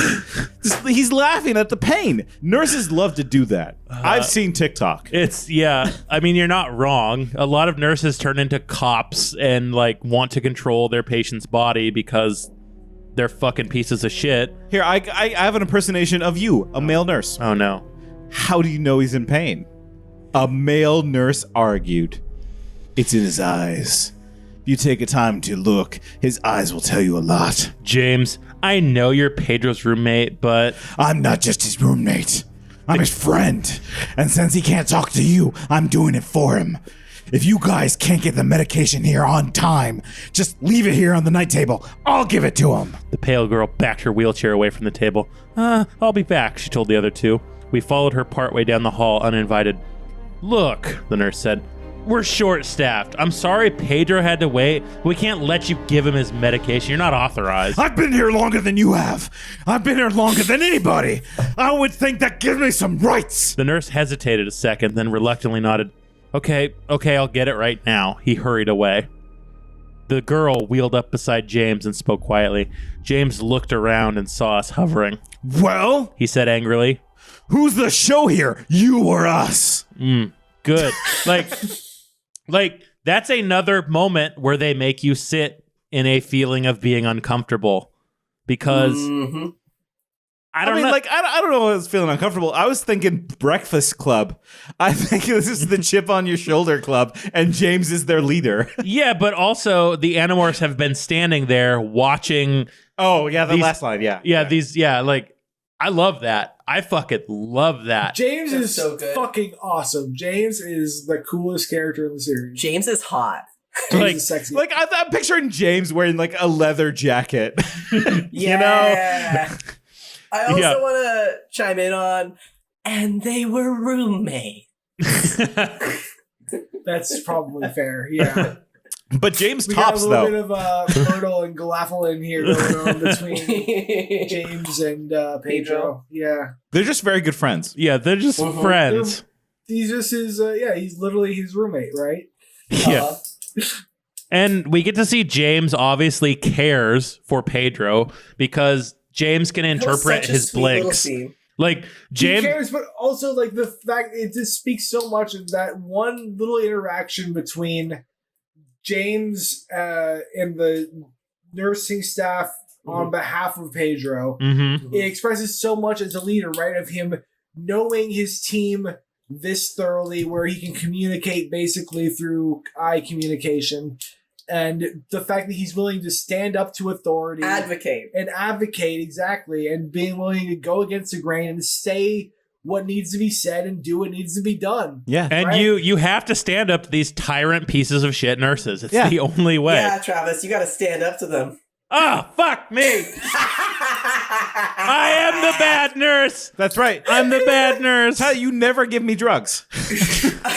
There's real quick, that just reminds me, I have to say. So during the campaign for X-Men 3, they had this whole campaign of billboards of characters like Phoenix, Jean Grey, I don't even remember, I'm drunk, but all these different characters. Some other X-Men. Yeah, Ben Foster is Angel. Yeah. Posing, looking all brave and everything with the tagline, "Take a stand," right? But obviously, they never had Professor X in all of the rest of them because of reasons. And we should say that these like ableist idioms are just baked into our language in a way that they shouldn't be. And don't worry about it. Like speaking as just a disability in general, like I can't speak for blind people specifically, but I know that I've heard plenty of blind people say like, "I see what you mean," and stuff like that. Is just like, don't get hung up and trip over me. That's worse than just fucking rolling with it, if I could say so. You know, Travis, I should say I appreciate that you don't kneel during the national anthem. It really means a lot to me in our country. And let me just give this message to our blind listeners. Blind listeners, he's flipping you off. He's saying that you suck. Yeah. That's a fuck you in solidarity. Yeah. Let's do a little Morse code. Anyway, I cut that. I'm drunk.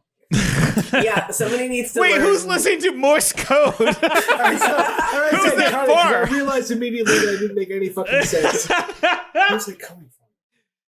Long story short is that James is cool. James is cool, and he's tough. Here's how cool James is. We stand James. Right. Jake says, like, okay, he's obviously the leader. Let's talk to him about the whole war situation. Right. And Can Jake we talk says, for a second about Cassie simping over James? no, please do.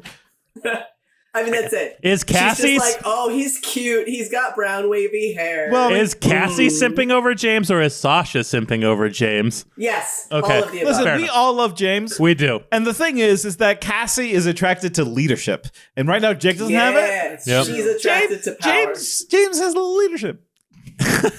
Just saying, Yeah, and so they try to, like, Colette rolls up. Sorry, now that Travis said it, it's like, that's the perfect thing. Rolls up. Yeah. It's inclusive. It's the perfect one.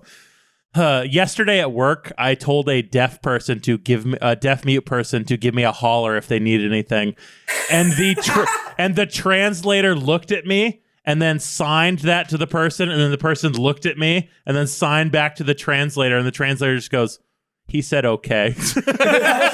Like Oh that. my God, the number of receptionists who have told me to take a seat and then shit themselves is Like I felt like shit for hours yesterday because that happened.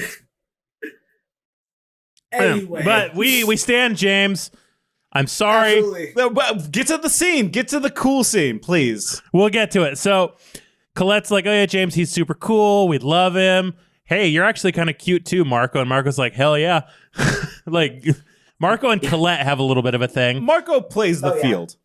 Oh my God. Yeah, okay, so we got Jake with Cassie and Rachel with Tobias. Absolutely 1000% the one true pairing for Marco is Colette. Oh yeah, absolutely. Like, throughout this book, it is so great. Because they're both liars. Yeah, they're both liar They're kids. both liars, but also like the kind of fucked up flirtation they get into is so great. I love it. Yeah, it's a beautiful little piece, just like Colette and Marco both.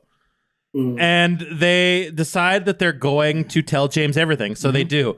James's expression never changed, not once. Not when Jake told him that aliens called Yerks had invaded the planet. Not when Jake told him about finding the crashed spaceship. Not when Jake told him about Elfinger, the Andalites, and the Morphing Cube. Not when Jake told him about how Visser 1, then Visser 3, had killed Elfinger and eaten him. Just continued to watch Jake with unblinking stare, completely unmoved, supremely unimpressed. James is like, all right, yeah, whatever, you fucking weirdos. He says, I'm sure when you talked about this at school, it seemed like a really good joke, but when you go back, you can give your friends a message from the gang of pathetically grateful for attention kids at the rehab center. But, I began, he cut me off. His voice was more than sarcastic. You can tell your idiotic little friends that, yeah, we have our problems, but at least we don't get our kicks by dressing up like refugees from a fifth-rate school play and playing tricks on people in wheelchairs. You know what? Jake said with a bitter laugh. I don't need this. I'm telling you the truth. You can believe me or not. It's your funeral. James's face went red. He started to wheel himself out of the room, but Jake grabbed his arm. Wait. Marco and I stepped back, stunned by Jake's harsh words. James wrenched his arm out of Jake's grasp. Don't touch me, man, he warned. I may be in a chair, but I can kick your butt if I have to. Jake reached for James again. With a lightning quick motion, James grabbed Jake's other arm, angled his chair so that it caught Jake behind the ankle and flipped him to the ground. Oomph! James fucking suplexes Jake to the fucking ground. I love it. And again, for the listeners out there, if you watch Murderball, you'll fucking believe it. Like, those guys will fuck you up. Yeah, like the upper body strength on these people is just, Anamorphin time movie recommendation corner. Definitely Everything, Everywhere, All at Once, Murderball, and Morbius. Sasha, do you have anything to say about wheelchair users and upper body strength? Yeah, it's real good. Much stamina, such endurance. No, like You can James. really pack a wallop. James suplexes the fuck out of Jake and just knocks him down. Right after James says, don't treat me like a fucking joke. Like, this is a powerful introduction and a confident character who knows who he is, and we know who he is right away. And he's, like, I liked this introduction of who he is. I liked it. So good. James is who Jake could only dream of being someday. Yeah. Yep.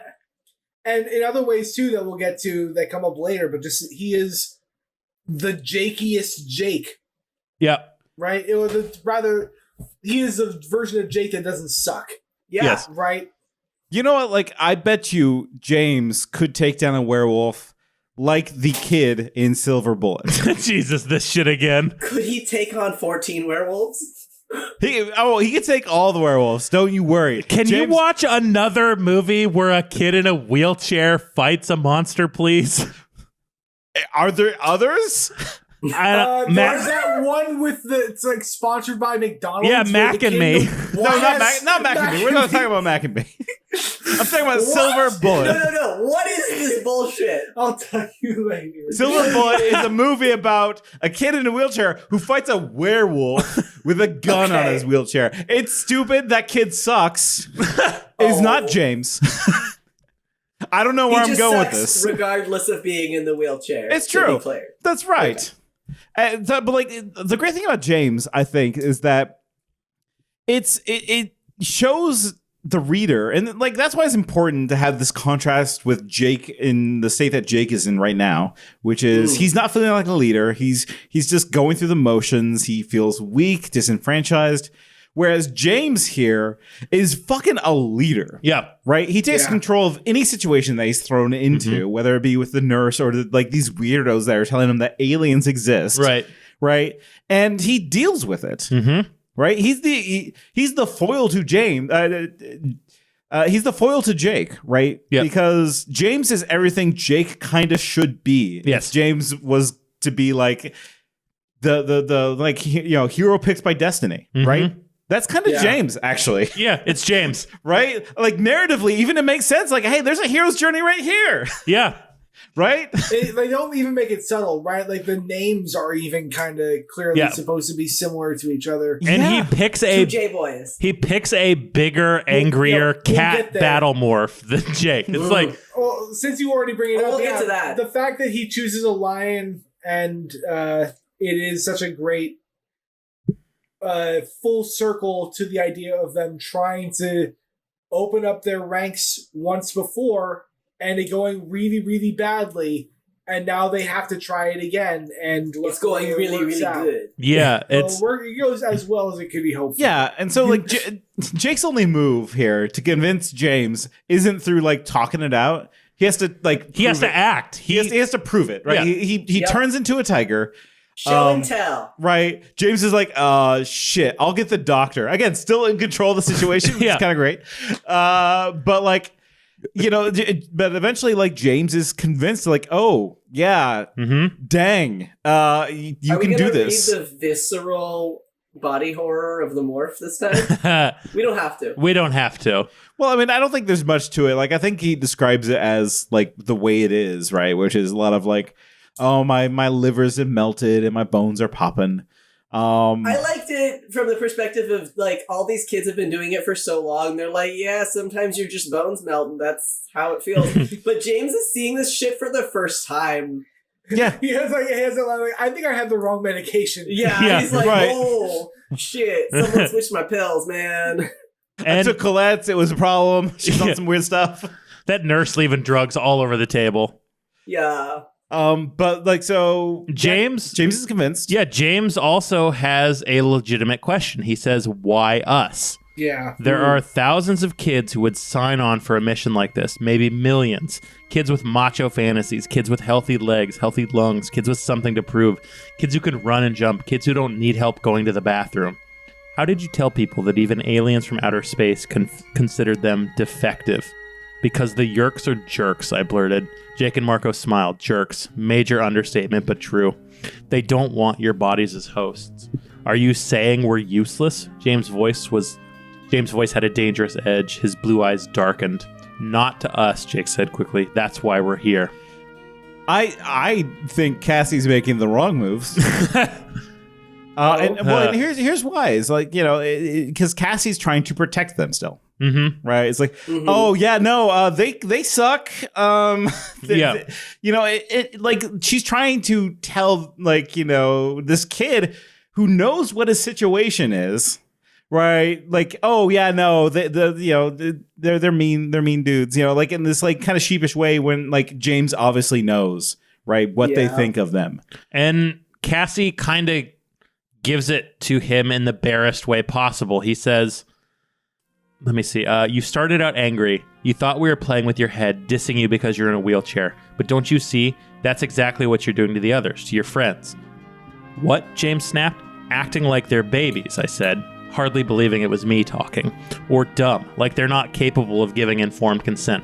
Look, James, I knelt by his side so that I was looking up at his face. I know the whole story about the Yerks is hard to believe, but you have to believe. Your friends' lives are already at stake.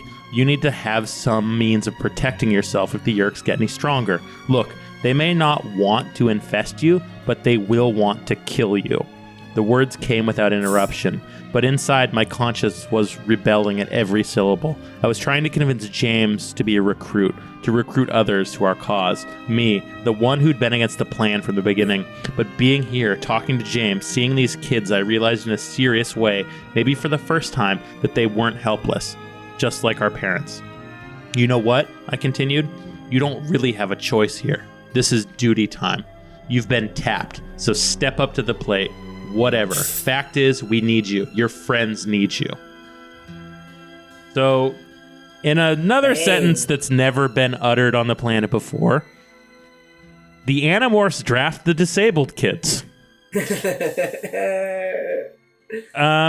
Where do y'all land on that argument? I think that okay, so drafts are bad. I think we can agree on that. We can all agree on that, yes. Okay. drafts are bad, but like say that But I will hold on, let me say this. Draft dodging, very good. Trump 2024. Oh my god. Golden Spurs. Yeah. Donald Trump. See, I never got Donald Trump. You can use the bone I also spurs want to say, to destroy your enemies. Cassie's voice seems not Cassie in this book, but not entirely off. Like, she's always been emotionally manipulative before, but in like a subtle way or in a way she's not even aware of. And in this book, it's like somebody said that to the writer and they were like, cool.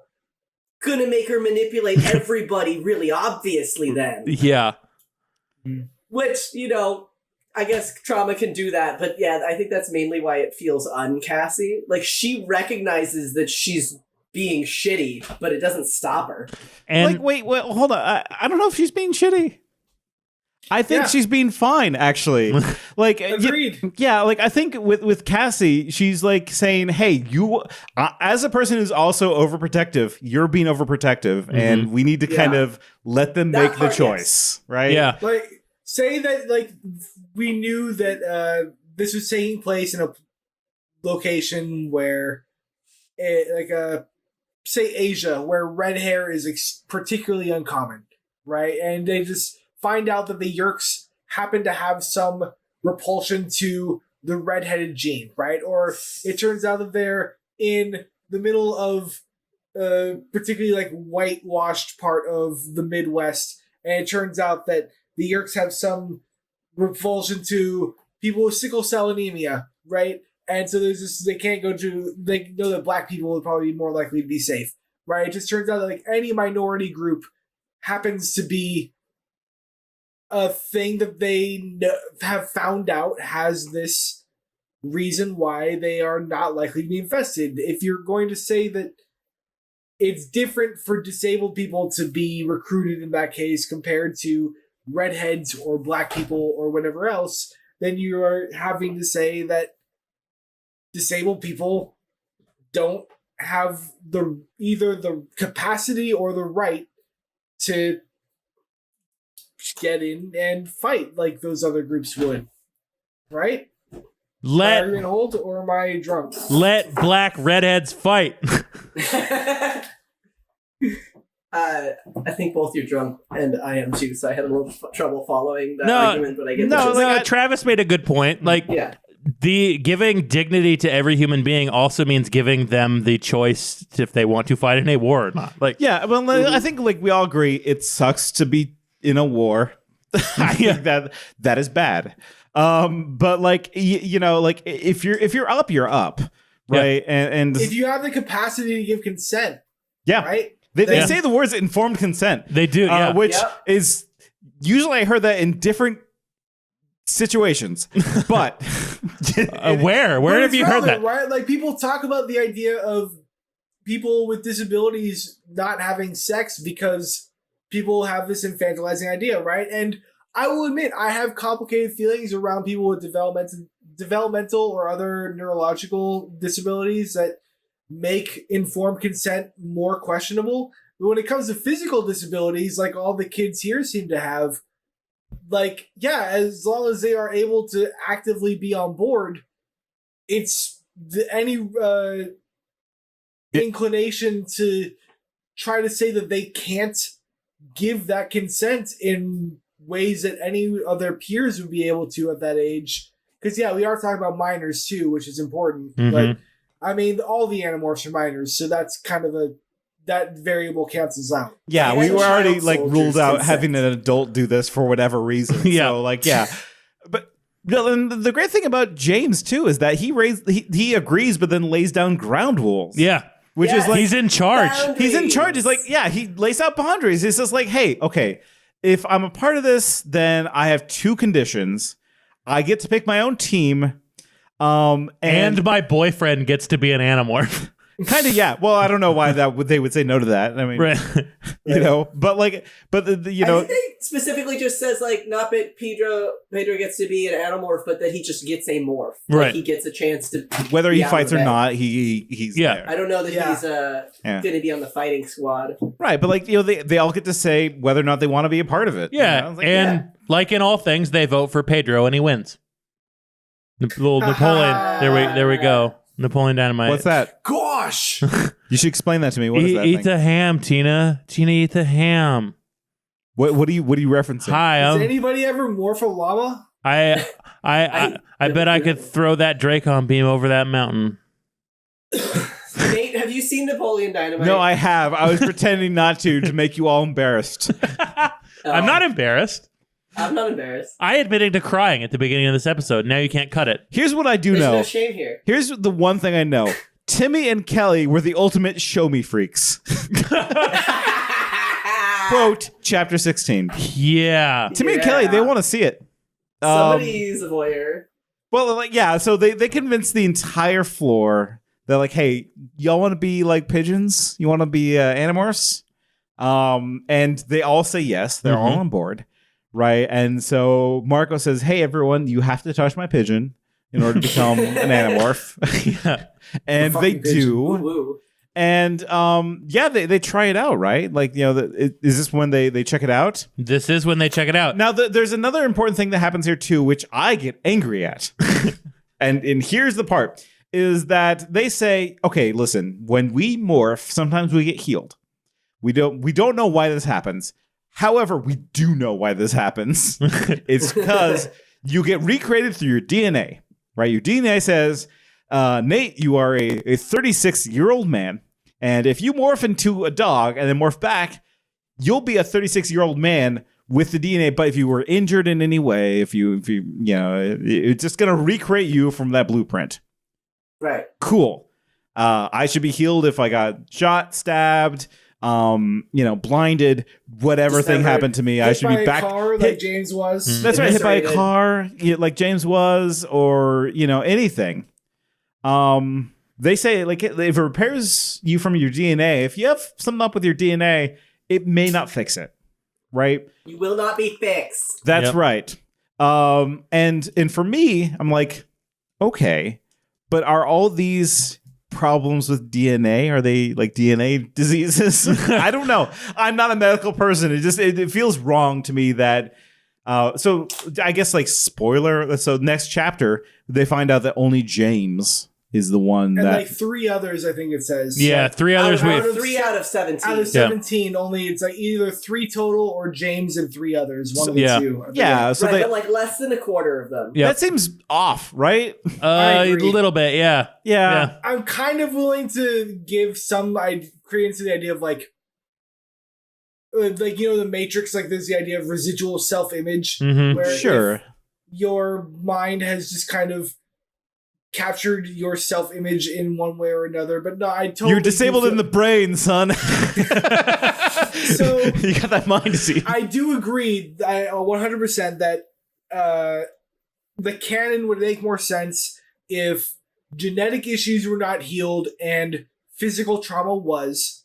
And on that ground, it does make sense that as we are getting into the spoilers of the end of the next chapter, a handful of them are healed, a surprisingly low number, but one of them is James, right? And there's this big moment where, this is where I had in my notes something I alluded to earlier, where James is the Jakey or Jake, where it says he was taller than Jake, broader shouldered too. He looked down at his team and then over at Jake.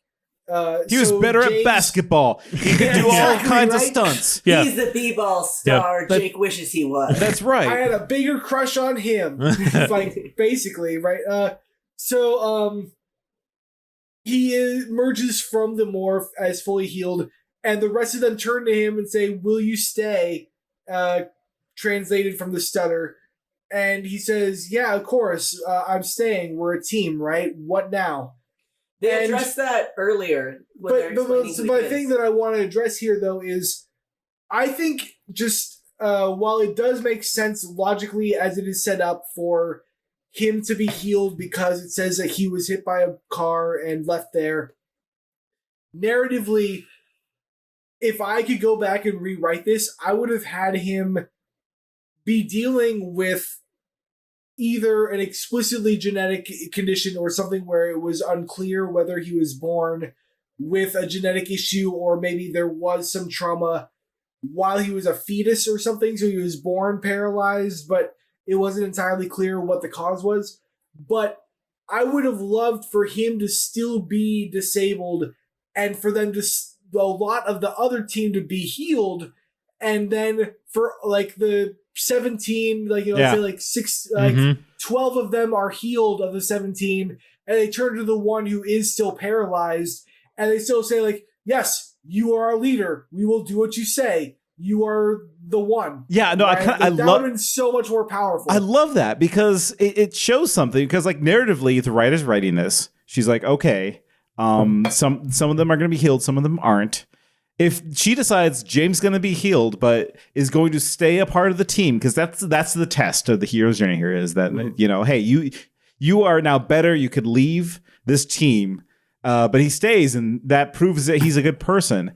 What she is implicitly saying is that like James is better than them now, right? And like, hey, hold on a second, right? Like, you know, that puts that question out there. And the lieutenants that he chooses are like the other 3 people who are repaired. I believe you. I just didn't pick that up. That's explicitly. It is. Yep. And it's like, oh, so you're only fit for leadership if you've been fixed. Yeah, like, Book, what are you trying to say? Right. That. Like, I wanted to bring this up too because the way they handle some of this disability stuff is like pretty powerful and how nuanced and strong it is. But this part is where they really drop it. Well, I mean, like, and like, I'm not going to give her too hard of a time, right? Because honestly, she's doing a good job. They really stumbled on this one. Yeah, like a little bit of a bummer, but I don't think it's too bad, right? Like, it feels like there was opportunity missed here, but it just, you know. They weren't being assholes on purpose. In the long run, it doesn't make a huge difference beyond this one moment, honestly. Like, the rest of the narrative probably would have played out basically the same if they had gone that way. Yeah. And the moment later with Timothy would have been much more powerful if it had been James. So should we get into Timmy talk? Let's talk about Timothy. Timmy, because I almost just fell into it. But like, how do you not? Yeah, it's right. Like, is it a reference? Is it intentional? I don't know. This was written before. Like, this was written before Timmy was a thing, right? Or after. It was after. So then, we have to know. It's definitely after South Park started. Yeah. I don't know if it's before or after the character of Timmy was introduced. Well, this book series is also pulled like South Park references before. Right. Let's solve it. Yeah. So Timmy first appears in season 4, 2000, the year 2000, Tooth Fairy Tats 2000. So the year 2000, let's see when this book was written. Like, here's my anchor. Well, this has to be like the end of 2000 being in 2001 if the series ended in 2001. This book was in 2001. This is after Timmy from South Park. They knew. And so the question for me then is this writer like trying to redeem the name Timmy? Like, we're taking it back. Yeah, we're taking Timmy back. Right? Or like, is this a call out? I don't know. Timmy. Or is it some fucked up coincidence? I think we're like yeah, that's right. To get into a conversation that I'm not equipped for, I'm feeling like we're back in Toby territory here, right? Right. Like, is this just like a really fucked up sad coincidence, or is there something? It can't be. It can't be. No, but like, thing is, it can though, because think about it. If you're an author, you ain't watching South Park. South Park was such a big cultural thing. Of course, these people were watching South Park. Timmy's like whole catchphrase in being a kid with a speech impediment was right up there with "Oh my God, you killed Kenny" in terms of people I know and work with still say Timmy. Like, it's. I almost did on reflex, and I feel bad about it. Yeah, it's You caught me on audio, on recording. I'll do it. No, I'll say it. I'm not afraid. I'm not afraid to say the T slur. But like, I did go as I lended somebody my forearm crutches, and we did go as Timmy and Jimmy for Halloween. this is good. That's kind of adorable. No, like I don't think it's a coincidence. Like, there's no fucking way. Okay, so if it's not a coincidence, then it has to be a redeemed thing because, like, after he morphs, he's able to thought speak, right? Yeah. Timmy can now. He's so stoked about it. Right. That feels like something South Park would do, though, right? Like, if Are we gonna read that bit? If they Yeah. put us inside of Timmy's mind, I feel like they would have him Yeah. be Timmy, some like Shakespearean actor. Timmy says, "Rubber baby buggy bumpers, rubber baby buggy bumpers, rubber baby buggy bumpers. This is fantastically fabulous, fortuitously felicitous." Timothy laughed at his own alliterative excesses. "You want to know what hell on earth is?" he asked. "What? Having a large vocabulary, an encyclopedic knowledge of musical theater, and a speech impediment." Like, Timmy's like, this is the most annoying kid in the world. It's a gift that he can't talk. Okay, I love let's be Timmy. fair to all the musical theater listeners out there. Yeah.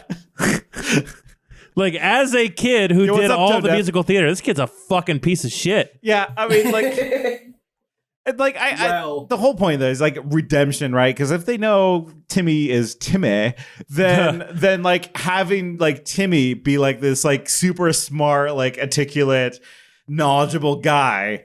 Like, it's kind of like, oh, did you know that Timmy? Well, it's like Travis said, the Daredevil problem. Like, his disability, like, is hiding this incredible, powerful brain that's only now able to be expressed through morphing. Like, that sucks. But like, we'll never know, right? Like, I think the thing is, it's so surface level that you can't dive that deep into it.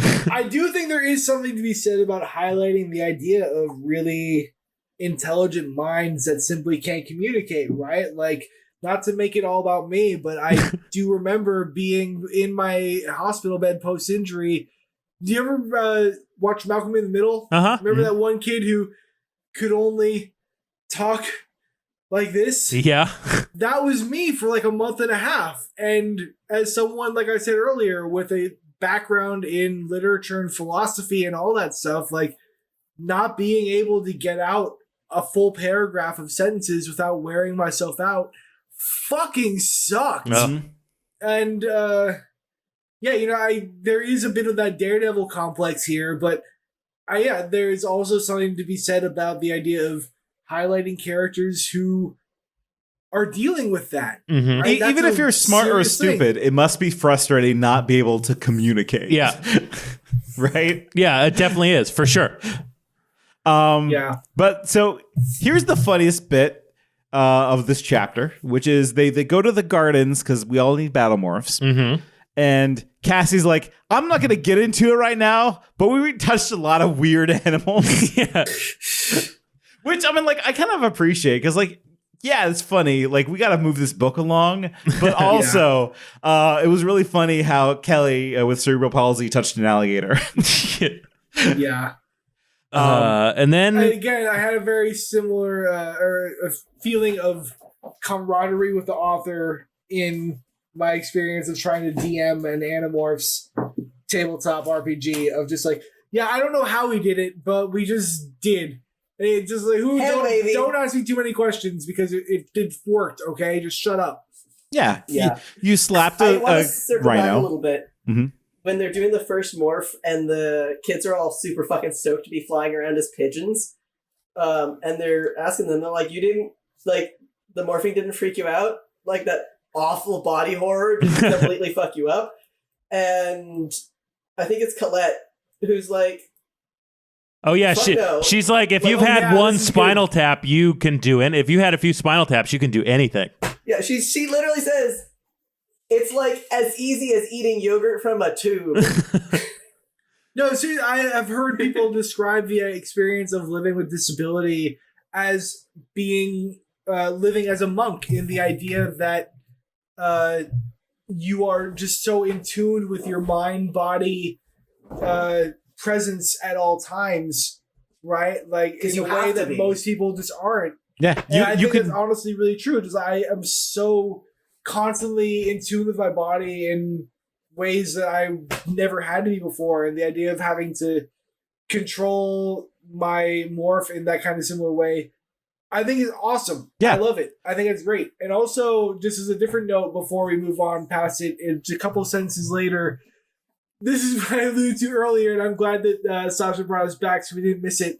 But fucking Marco and Colette, I love it so fucking much. So there's a line where, Marco noted, if we were real birds of prey, one of us might try to eat one of you. Colette laughed wildly and lifted off. You're so gross. See, Marco said, I told you she likes me. It's like so cute. The two of them flirting together throughout this book gives me so much life. I love the two of them so much. it's these little touches that make this book like fun and good, and I enjoy it. Now let's do Axe the Ableist. Yes! Yay! Everyone's Hooray! favorite. When most of these new animorphs demorph, they are physically helpless, correct? Axe asked. Yes, Jake answered, his voice defensive, except for James and two others, but at least we know they're not controllers. I still must point out that does not mean they will be useful in battle, Axe countered. They will have to be tested. If these new recruits have no training, no experience with the world of physical sport or combat, then they are of no use to us. Look, Axe, Marco interrupted. We've had this conversation before. This is Earth. All people are valuable in some way or another. Humans value one another, whether they're disabled or not. Axe blinked. If these people are valued, then why are they kept apart? Why are they unseen? It is a disturbing inconsistency. Trust Axe to put his finger right on the ugly truth. It's like, oh, fuck. Like, you get the whole Axe being a piece of shit. Marco being like, actually, all humans are like worthy of dignity and love. And then Axe says, well, then why don't we see these people? And it's like, oh, fuck. Oh, fuck. Yeah. What? You're right, though, Axe. Ugh. How do we feel? That's what like Axe is here for, right? That's what that voice. He's an alien. Part of the conversation to do. He doesn't understand the world of men, so he points out the things that we kind of don't think about. Yeah, and like those are two really powerful, good thoughts to couple together as a 1-2 punch of like, yeah, all humans do have dignity, and then well, if that's true, then where are they? Like, I love that. That is a gut punch in this book. It's even better when he's not trying to be spiteful. He just is confused. Yeah. Right? Yeah. It's a fact. Like, yeah, no, then how come we don't see them around? Yeah. I love Axe as the neurodivergent character, too. Yeah. Yeah. So much. Yeah, it's not logical, so what's going on? Yeah. So why the fuck you be like this? So the Animorphs like are expanding their army. Yeah, they got 17 new Animorphs. Right, they're hitting them like, like imagine like, hitting banks. Quadrupled their numbers overnight. Yeah. That's right. They go into like, all sorts of rehab centers. 25. Right. And sorry, to humble brag, not even that humble, but just brag. This is you got to do it to us. So 7 is canonical that there are 17, and then they mention a girl who gets away later. 12 or 13 of them get. I know that there's 5 that fewer names than there are numbers of actual auxiliary animorphs. Yeah, there's Cartman, there's Kenny, there's Stan. But as of like a little over 2 years ago now, beginning of COVID lockdown, on a Twitter thread, Michael Grant said was putting out calls for writing prompts from fans from different series, and that led to a conversation where I said, please just tell me that one of the unnamed auxiliaries was a guy named Travis who had a surfing injury and was a quadriplegic, C4 or 5 incomplete. And he said, yeah, totally, you got it. So that's why, as we mentioned, like, Tyler said at the beginning, canonical Animorph, this is where I come in. I am one of the unnamed 5th remaining. Yeah, it's a shame that your Battlemorph was a chinchilla, though. I think that was a wrong choice. Yeah, that's my stealth morph. Give me credit. Chinchilla's incredibly stealthy. We're all big chinchilla fans. Always have been. I don't speak for me. Super soft. Oh, sorry. Not Nate. That's right. Not a fan.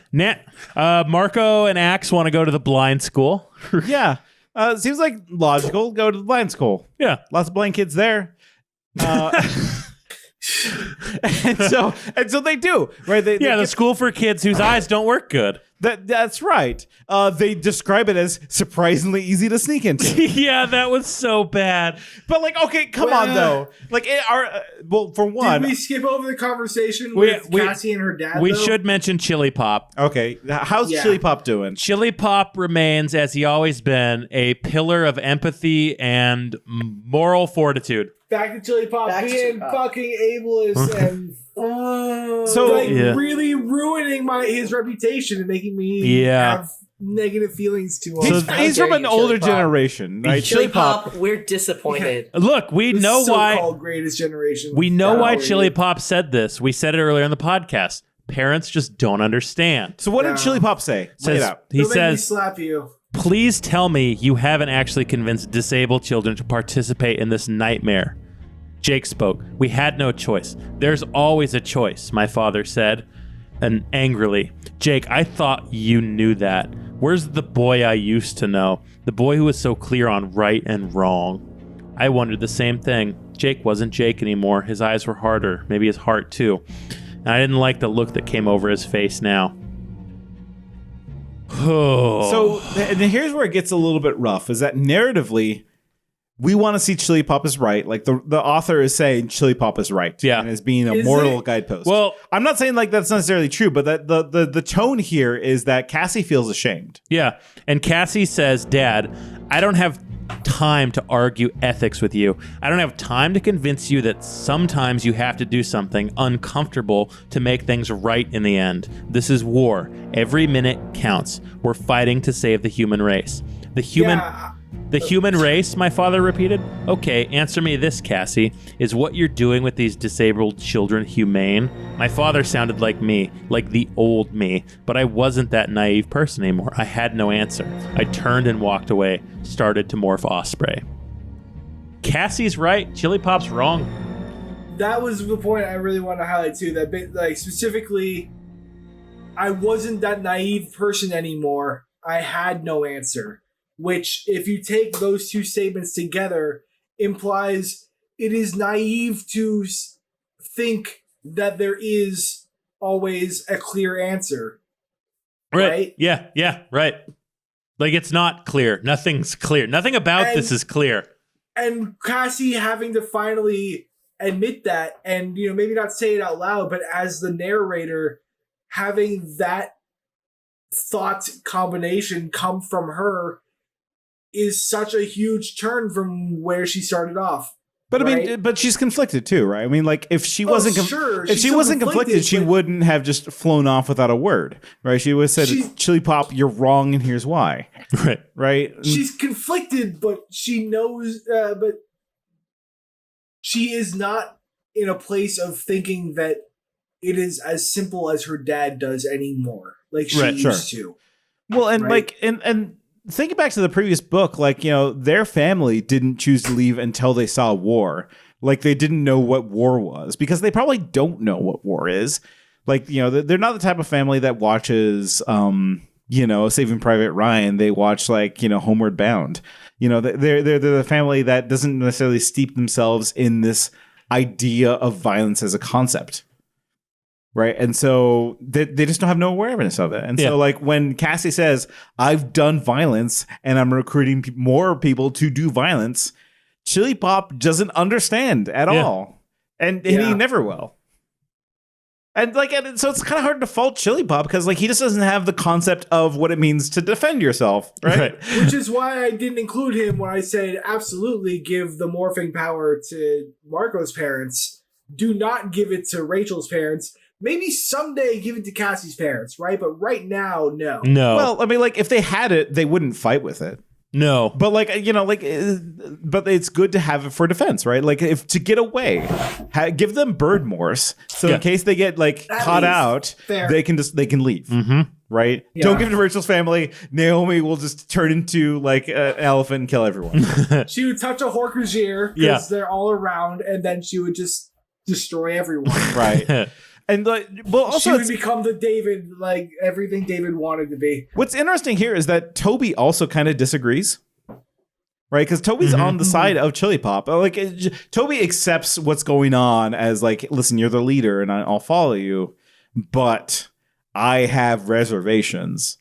And I don't know what is trying to be said here, to be honest, right? Like, here, I'll just read it. Like, I had a strong sense that, like me, Toby was not thrilled with our methods, but that also, like me, she publicly endorsed and put her trust in Jake as leader, and she was anything if not loyal. And so Toby said, "Be careful, Jake." Be careful, Jake. Sorry. Be careful, Jake. And like, which I think is fair. I think it's fair to say, like, you're playing a dangerous game. Just be careful. I wish it was just like in general, just like, hey, listen, you're recruiting children. Be careful with that. I think that's a good message, right? But since it is now framed in just like specifically you're recruiting disabled children, be careful with that. Like that quantifier kind of messes with the kind of thing here, right? I don't know. That Toby, who knows what's going on with Toby? We love her. We love her, don't we, folks? Now, let's go to the blind school, the school for blind. Xavier's school for blind children. That's right. Easy to sneak into. Yeah, very. Where on the way, I do want to just really quickly call out the moment of Cassie trying to turn around and saying, no, I need to go talk to my dad again because I feel bad about how that conversation went.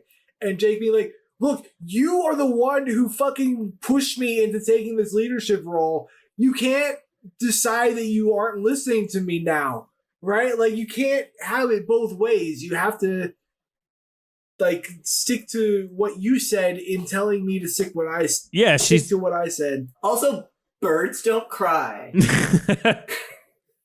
That's not true, actually. Penguins have a gland in their eye. The penguins have the gland that turns salt water into fresh. That's right. It gets warm in the box my pop made. Although it's a reverse cry, really. Yes. But now they're at the school for the blind. Yeah, and Cassie's like, something doesn't feel right. So she morphs an owl, which we'll do owl facts in just a minute. She morphs an owl, realized, no, something's not quite right. Everything looks fine. Let me morph fly. So she morphs fly and immediately sees the infrared light from the camera recording them. It was too late, though. Even though it was a trap, it's too late. In come a bunch of blue bands and Tom, and he just like strolls in. Tom and the blue bands come in. Tom is just at the one other school for disabled children out of all the other ones in the area. That's right. There's only the two, clearly. I mean, like, how big is this city? How many rehab centers and schools for the blind are there? Yeah, disabled people only make up like about what, a quarter, 20% of the population. That's right. Yeah. So they get captured. Everyone but Cassie. Mm-hmm. They all get captured, taken away. Jake says, "Go get James." Yep. Please get a real man. Yeah. Which is kind of an interesting parallel to Go Get Rachel from Yeah, right? Days. Yeah. But like, so I'm interested to learn about these special creatures. So hold on. Yes. They get taken away. Cassie morphs human and then morphs the great horned owl. So yes. That's where I was going. You didn't have to cut me off. I was segueing into owl. I'm the James. I'm in charge. You're a James, not the I think we all James. know who's the James of the quartet. A James. My first name is James, so That's true. it's me. Oh, well, fuck. And I could flip I Nate thought we right said now. no more secrets. No That's more not secrets. a secret. Tell me I more didn't know it. secret facts. No, hold on. It's Sasha, Travis, it's time. Animal facts. Animal facts. Sensual animal facts. Animal facts. Animal facts. Animal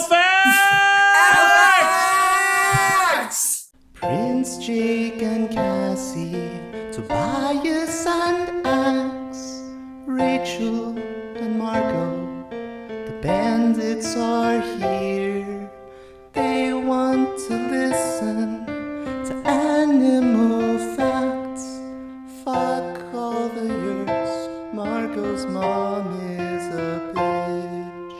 Animal facts. All right, so today, brought to us by the wonderful, illustrious, inimitable Divine Soup Can, we got some great horn owl facts. Y'all Get me ready? horned up. Let's get horned up for this. So I want to get horned up for these owls.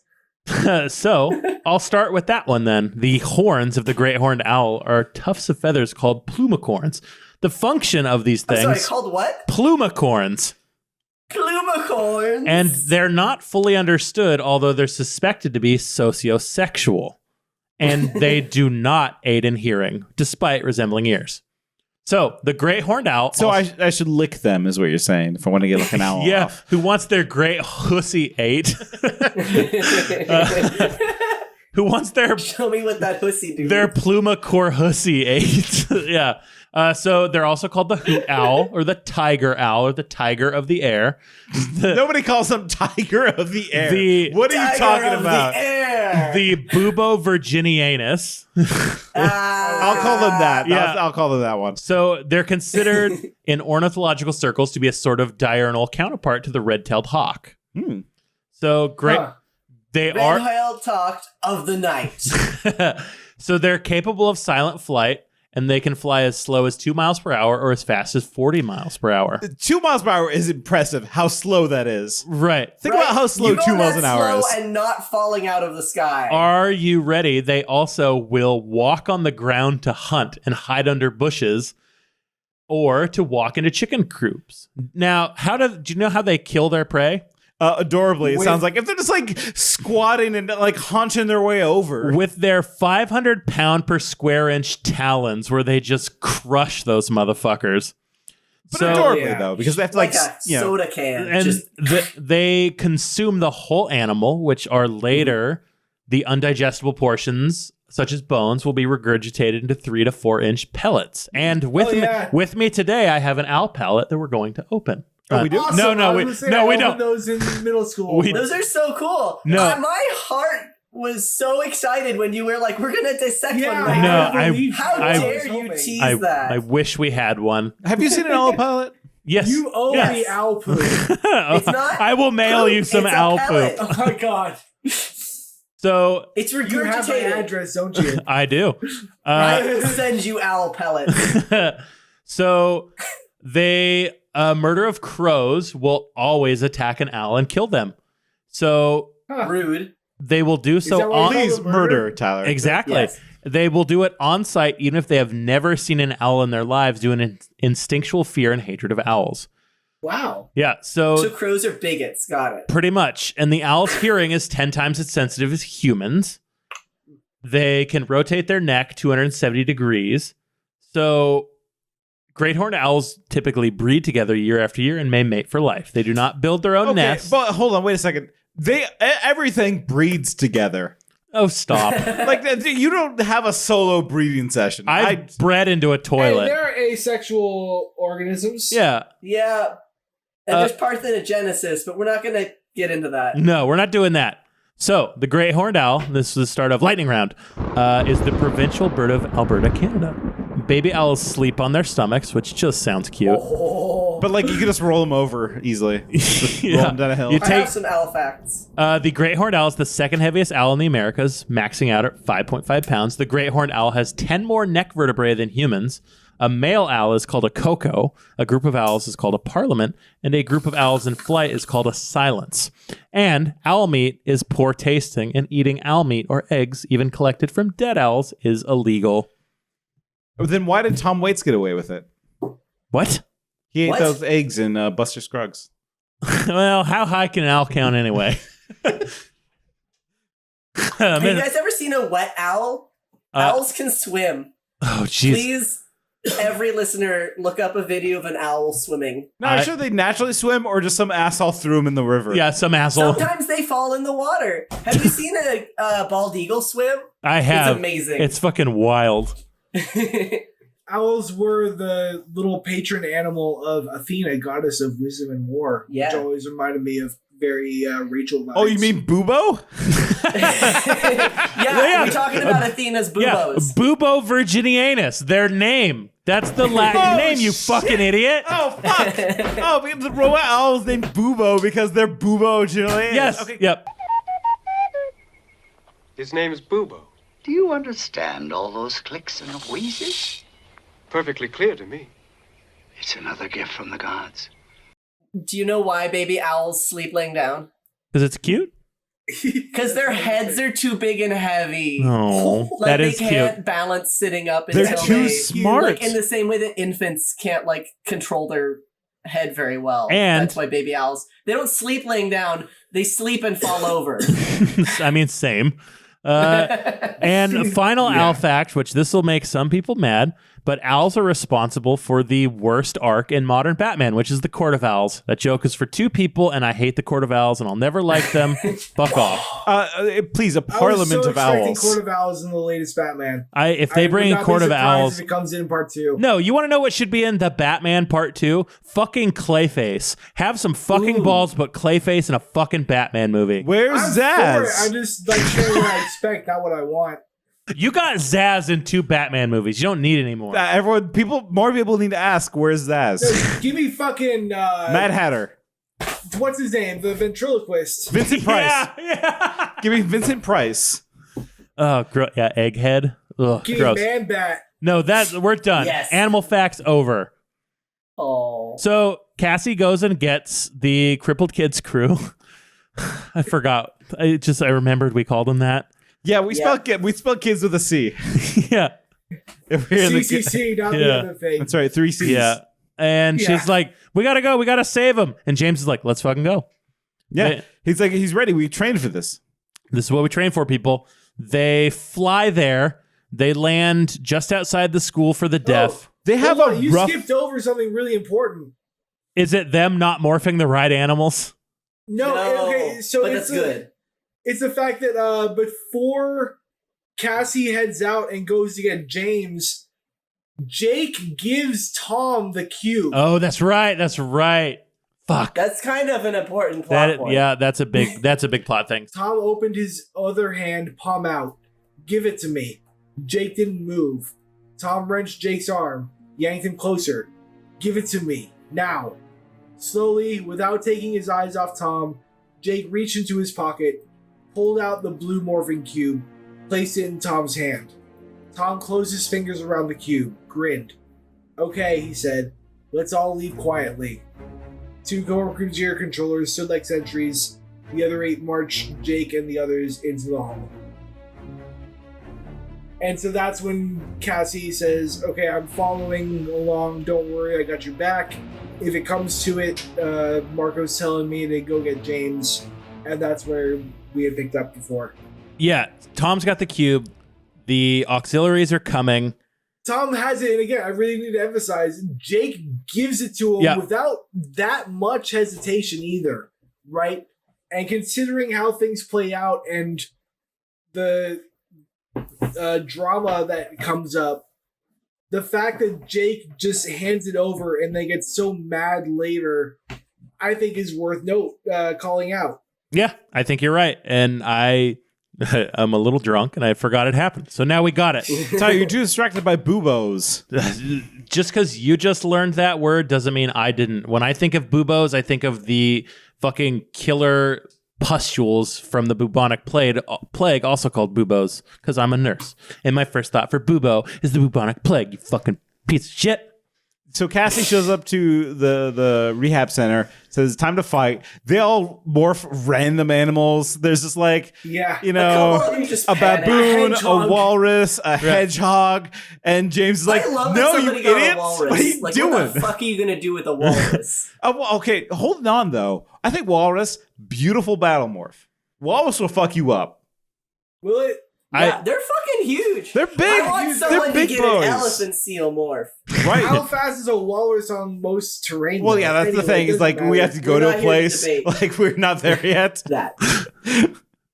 Oh, Jesus. So James gets him into line, whips him into shape, says, "Listen, you gotta focus." Morph pigeons, and some of them fuck it up. Right. But they get there, right? They turn into birds. They start flying over. And as they're flying there, they see a limo approaching. And we know. Oh, shit. We know who's in that limo. That's right. Only travels in class, baby. And he's pulling 2 trucks behind the limo. Yeah, they land a little bit roughly. Yeah, well, they have a rough landing. One person in particular. So Timmy they all land. Timmy demorphs. All these disabled kids are laying there helpless, and Cassie's like, oh, fuck. This is, oh, fuck. And Timmy, when he demorphs, falls, hits his head on a rock, and starts bleeding. And Cassie runs over, and she's like, no, just morph, go home, just go home, like, it's fine. When you morph, you'll heal, just don't worry about it, head home. And James says, no. He's in this fight as much as we are. He can handle it. And Timmy reaches up with his palsied hands, feels the blood, and morphs his battle morph in a kind of weirdly cool, but also a little patronizing way. I think it is cool. I'm leaning more towards cool. It's a very complicated scene where it's like James is there, like, no, he can do it. This is his fight too. It's complicated for Cassie because like Cassie is protective by nature. Yeah. She doesn't like seeing anything hurt. Right? No. And so like seeing this kid demorph, just rail his head against a rock. Yeah. And then turn into what I forget what Timmy's battle morph He's the is. Bobcat. That turns into a bobcat, right? And then ready to like just immediately like get back into it. Yeah. Like, you know, it tells us, the reader, that Timmy's fine. Yeah. Like, shit does look bad, true, for Timmy at that moment, but like, you know, he moves on with life. Yeah. He just goes. I will also say, as someone living with a major disability, first times with transitions like that are usually way worse than you get after some practice with it, right? I imagine so. After a little while, he'd probably learn, like, oh, okay, as I'm demorphing, lie on my side early in the transition, as opposed to...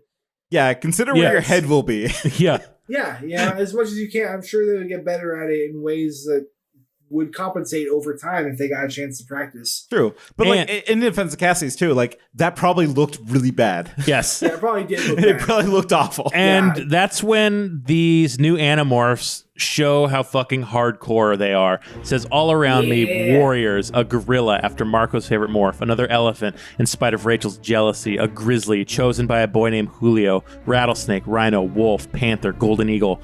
James's choice of battle morph was an ironic one. Though when he'd chosen a male lion, he had no idea David, the ill-fated Animorph, had chosen the same. Jake is not superstitious. Ignoring our meaningful looks, he said nothing except, good choice, James. Now, watching the lion's wild golden mane emerge from James' own thick golden hair, the morph seemed somehow appropriate. We're going in, Cassie, he said, with or without you. Are you going to help us? I nodded, closed my eyes, and went wolf. Like that's cool. Yeah, that's all cool. Right? Yeah. And they go in and they wreck shit. Yeah, they fuck shit up. Right, like they get in there, like Colette's a crocodile, and immediately it's like eats one. Yeah, Colette has the best line of the book. Who wants to wrestle this big green baby?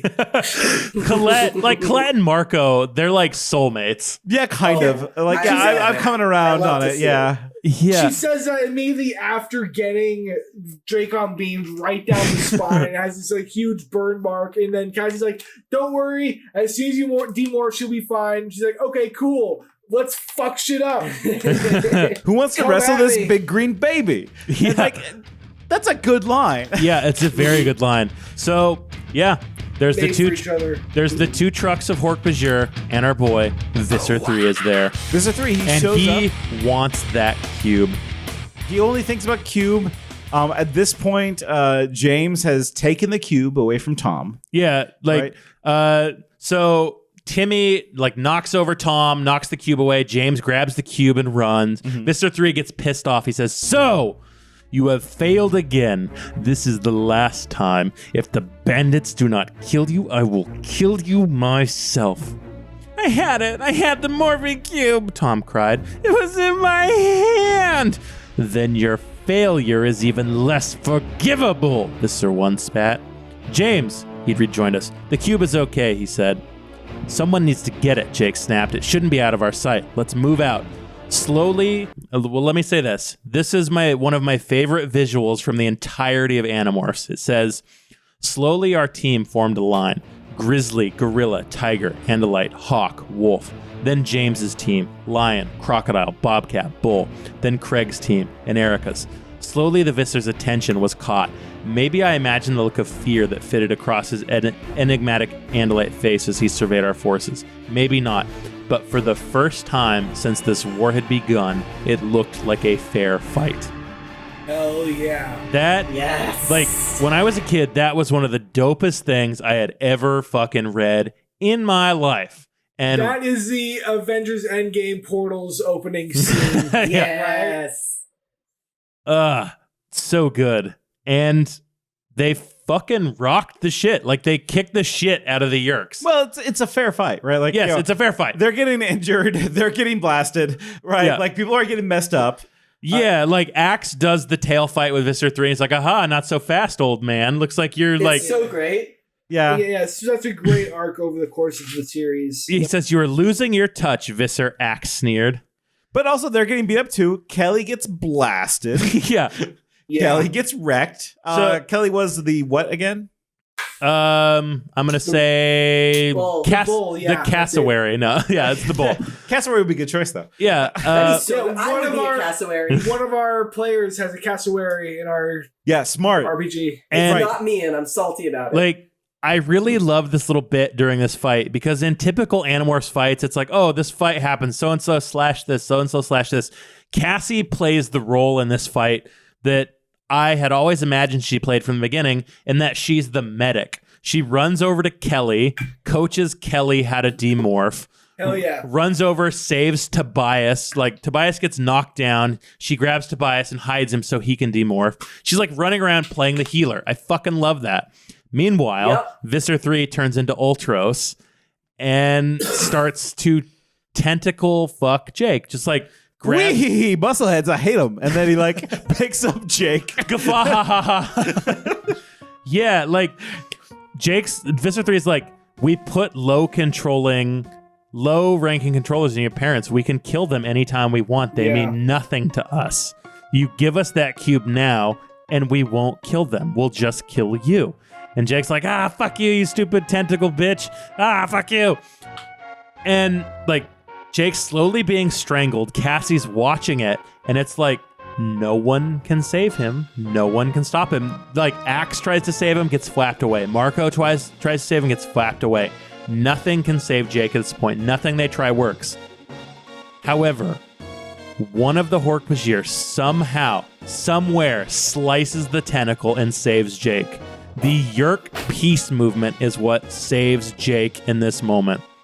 Pretty ironic for the peace movement, though, to be like doing violence. The so-called Yerk peace movement doing violence. How dare they? So much for the tolerant peace movement. That's right. Yeah, right. So it's like this big payoff that Cassie gambled her entire life on pays off to save Jake.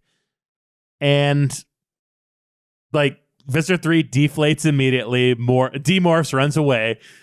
Tom grabs the cube. He's like, aha, I got the cube. See you later, fuckers. Gives him the double flip so off. Unclear where the path of the cube was throughout this battle. I ran over it like 3 times, and it just seems like, oh, James has it, cool. But then Jake says, well, we got to keep an eye on it. And then later, Tom has it. It's like, oh, okay. My interpretation was that James didn't have it. He just saw where it was. No, and he like, grabbed it in his mouth and ran off. He grabbed it and hit it. But I guess Tom was watching. Either way, anyway, Jake starts to stalk Tom through the woods. Yeah, it's an Animorphs action scene. You know, and also I'll say this: Tom, being trained in basketball, knows how to keep his eye on the ball. He was better at it than Jake. He know how to keep his eye on the cube. That's right. Yeah, different skill. He was on to that. He has a special power. Yeah, and so Jake is stalking Tom. This is one of my favorite scenes. In a callback to the Sario rip where he was dreaming about stalking Tom. We get that long form payoff. And Tom blasts Jake's leg off, and Cass is like, okay, I have to save Jake. Jake gets back up and continues hunting Tom. And Tom's just running. He's running out of breath. Tom blasts him again. Jake gets up, goes for Tom.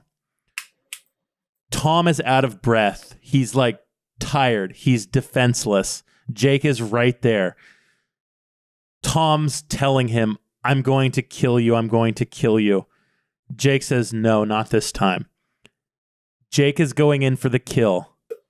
when Cassie bites his leg and stops him. Tom runs away. Yeah. Into the woods at night. And so this all of this is described through Cassie's eyes. Yes. Right. Where Cassie is watching the plot happen. Yeah. And she chooses to stop Jake. Well, so okay, so why though? Like, why does Cassie choose to stop Jake in this moment? I mean, that's the easy one. Is the plot needed? She had to. But like, why does Cassie think she stopped him? Because Jake killing Tom. Jake knows that if Tom dies, his parents die, that everything in his life, like his family, is gone. The hope of ever saving his brother, the hope of ever saving his family, that hope, that inciting thing that caused Jake to fight was that one day I will save my brother. One day I will save him. If that hope is gone, Jake is dead. Jake has no reason to fight. Jake has lost who he is, but he still has the hope. If you remove that hope from someone, what is left? The answer is a husk. Yeah, and she describes it perfectly too. She's like, no matter which way it went between Jake and Tom, I would lose Jake. Yeah. Right? Whoever wins here, like, I lose. I hear you too. I absolutely agree 100%. And this is not a no instead. This is a yes and, right? But on top of the personal level of what's going to happen to Jake as an individual, I also think that there's something important wider going on here that ties all the way back to book 19 in the sense of the idea of the Yeerks wanting a better way, right? And this is... So book 19 is the Cassie butterfly book? Or the one where she makes the truce with the one controller girl, right? She says, maybe I can't bring peace between all of the Yeerk Empire and all of humanity, but I can make peace between me as one human and this one Yeerk, right? And it's okay. This is getting into something that I didn't recognize in the quality of the storytelling here, and just how well the Animorphs and the Yeerks play off each other as foils in the literary sense, in this idea that they have these similarities but also these differences, right? In the sense that they have the similarity of taking on the bodies and forms of other creatures for their own benefit, and the limitation of a time limit. For one of them it's 2 hours, for one of them it's 3 days, right? But if the Andalites didn't get so hung up in their stubbornness and single-mindedness, and specifically in Ciro's kindness and their history of not wanting to give technology to other species, specifically the Yeerks, because it went bad before, there is kind of an obvious solution here of, if the Yeerks have the cube, there is another way, right? Not to... sorry to say, but I kind of cheated on you guys, and I guested on another podcast of Animorph Fuckery. Shout out to that podcast there. How dare you? I'll bleep that out. It's fine. Yeah, we're not. We don't say that. There was a very good point that came up of Cassie is someone who's very bad at the trolley problem, right? She is someone who will kill the 5 for the sake of, she will let 5 people die for the sake of not having to kill one person herself, but she's really good at the prisoner's dilemma, in that she is willing to take the risk that will open her up to the worst possible outcome, because if she doesn't, it will block her off from the best possible outcome, right? Rachel's and Marco's would take the option that blocks off the worst possible outcome, even if it also blocks off the best possible outcome. And here, Cassie is taking the biggest risk, just like she did in 19 when she let the Yeerk into her brain, or when she turned into a caterpillar, right? She's always taking the biggest possible risks, but doing so opens up the best possible positive resolutions. Right? And I think that's important. And this one, she says, tomorrow we would not be any better off than we were before, but Jake would be able to look at himself in the mirror. And a lot of criticism I hear about Cassie for this choice is like, how could you let the enemy get the morphing cube? Blah, blah, like, it's such a big, like, giving them that tactical advantage. It's like, if you're... Jake did it first! Right. And I was like, who are you, Axe? Yeah, like, and it's like, why are you reading this book? Are you wanting a tightly plotted, like, thing where the good guys always win? Well, Like, and also, Cassie's not a tactician. Yeah. Like I was saying at the beginning, it was weird for her to think about the war because she's not that person. Yeah. Like, she sacrifices, the many for the few, right? And so she... And, well, here's the thing, too. It's like, Cassie, when given a choice, will always pick the choice of peace. Yeah. Like if there's a situation where during a fight everyone gets away alive, she'll pick that one, and that was the choice here. Is like, how does everyone get away alive in this situation? Well, I have to stop Jake. Yeah, right. And she picks that, and she doesn't even know why she picks it. Right. We know why because we're looking at Cassie from the outside. Mm-hmm. Like, Cassie, that's who you are. Yeah, and like, there's something to be said about making the choice where you get to preserve your soul at the end of the day. Yeah. Doesn't preserve the relationship. No. As we find... And also, to cap off what I said earlier and bring it back to something I teased much earlier, that's why, like, as much as I absolutely love the slogan, all cops are yerks, I have 2 different shirts and a cap that say it.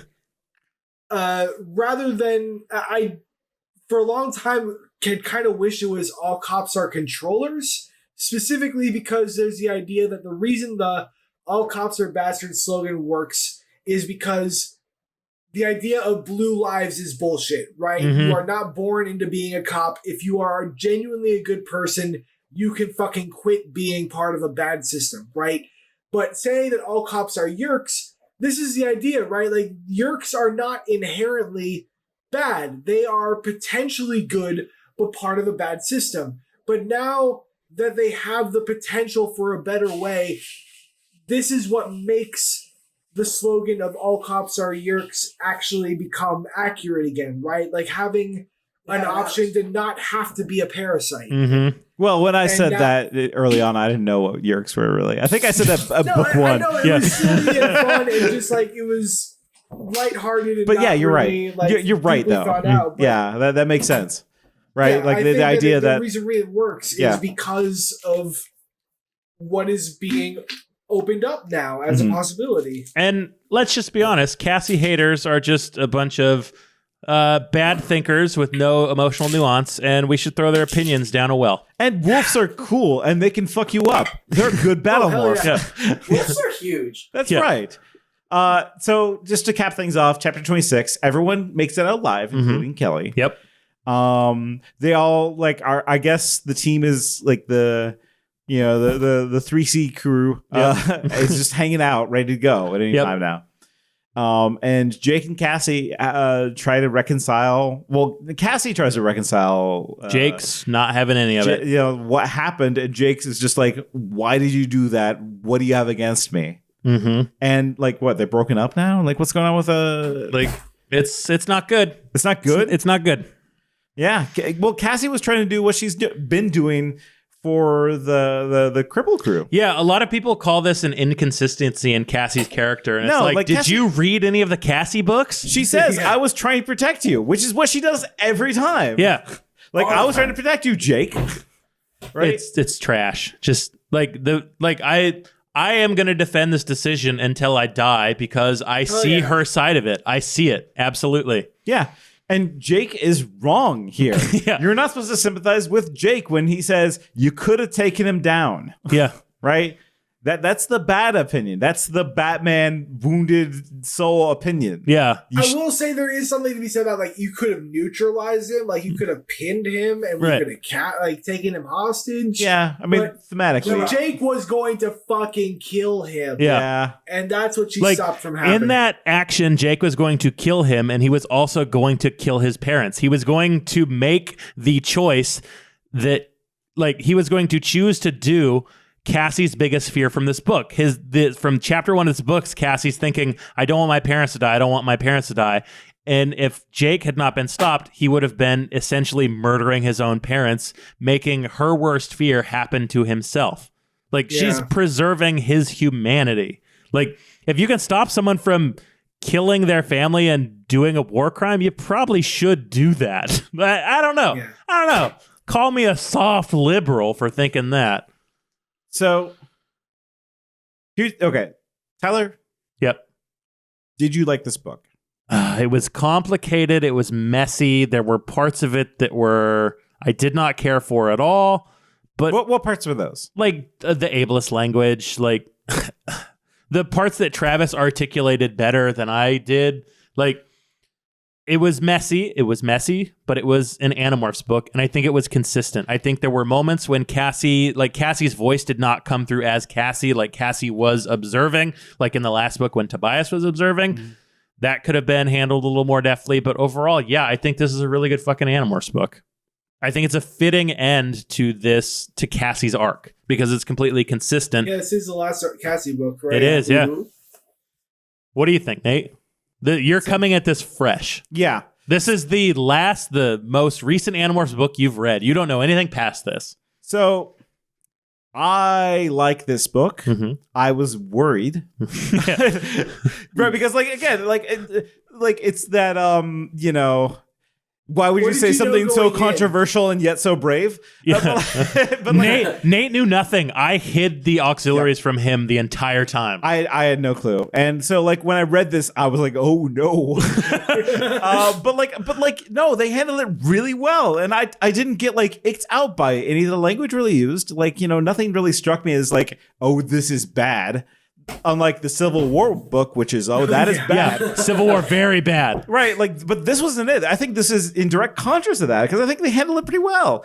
And the things that kind of pull me back from saying it's an excellent book is the stuff of this is Cassie's last book. Mm-hmm. And I think a lot of characters, Tobias in the previous book was acting as narrator. Mm-hmm. Cassie in this book is acting as narrator, not protagonist. Yeah. Cassie... Yeah. Did big decisions in this book, sure. Yeah. But is this book about Cassie or is it about Jake? It's about Jake. In the end, it's about Jake. It's about what's going on with Jake. It's even why we have James. James exists to be a contrast to Jake. Yep. Mm-hmm. Right. So it's that's kind of a bummer. I like Cassie. Yeah. And it always feels like the authors don't. Yeah. Cassie, I think they understand Cassie's motivations really well. Mm-hmm. I think that they do get Cassie. Mm-hmm. But Cassie isn't a protagonist, I think, in her character a little bit. Right. She doesn't think of herself as a protagonist. Mm-hmm. But, I do. Right. And it is kind of a bummer that this her last book, she doesn't get to be a protagonist in my eyes. Okay.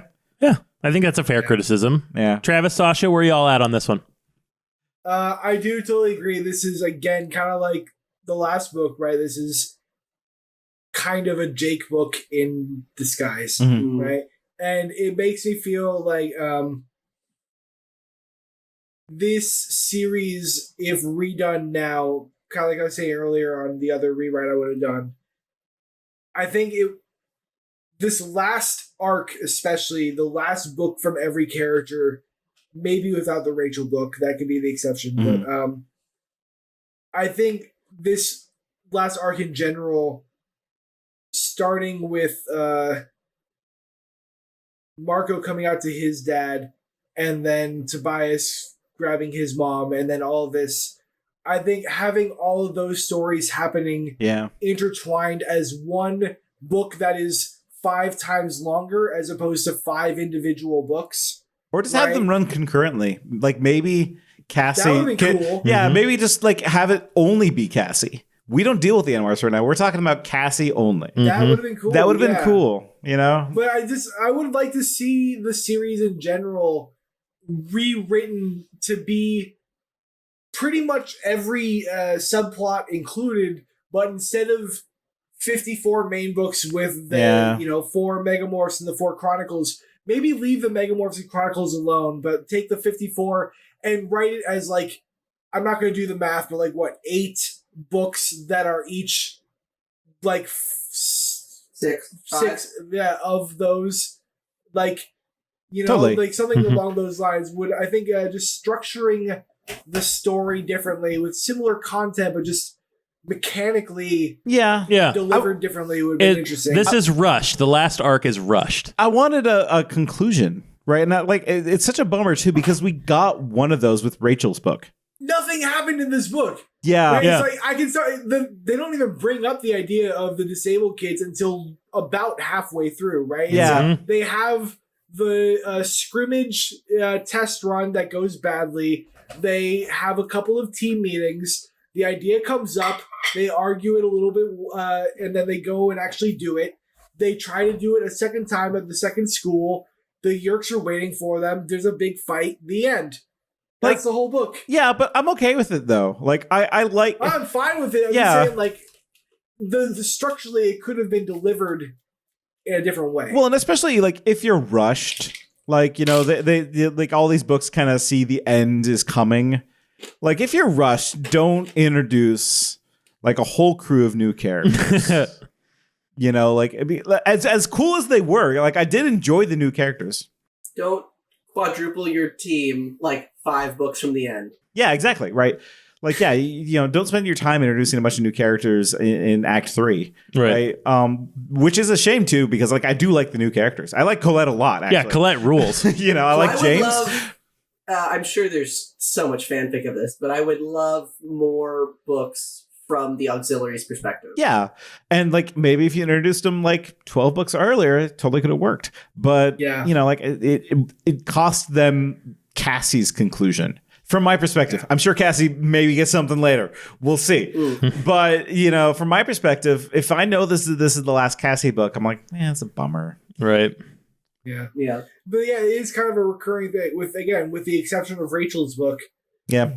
It actually secretly being a Jake book is kind of the recurring theme of the final arc. Yeah. Right?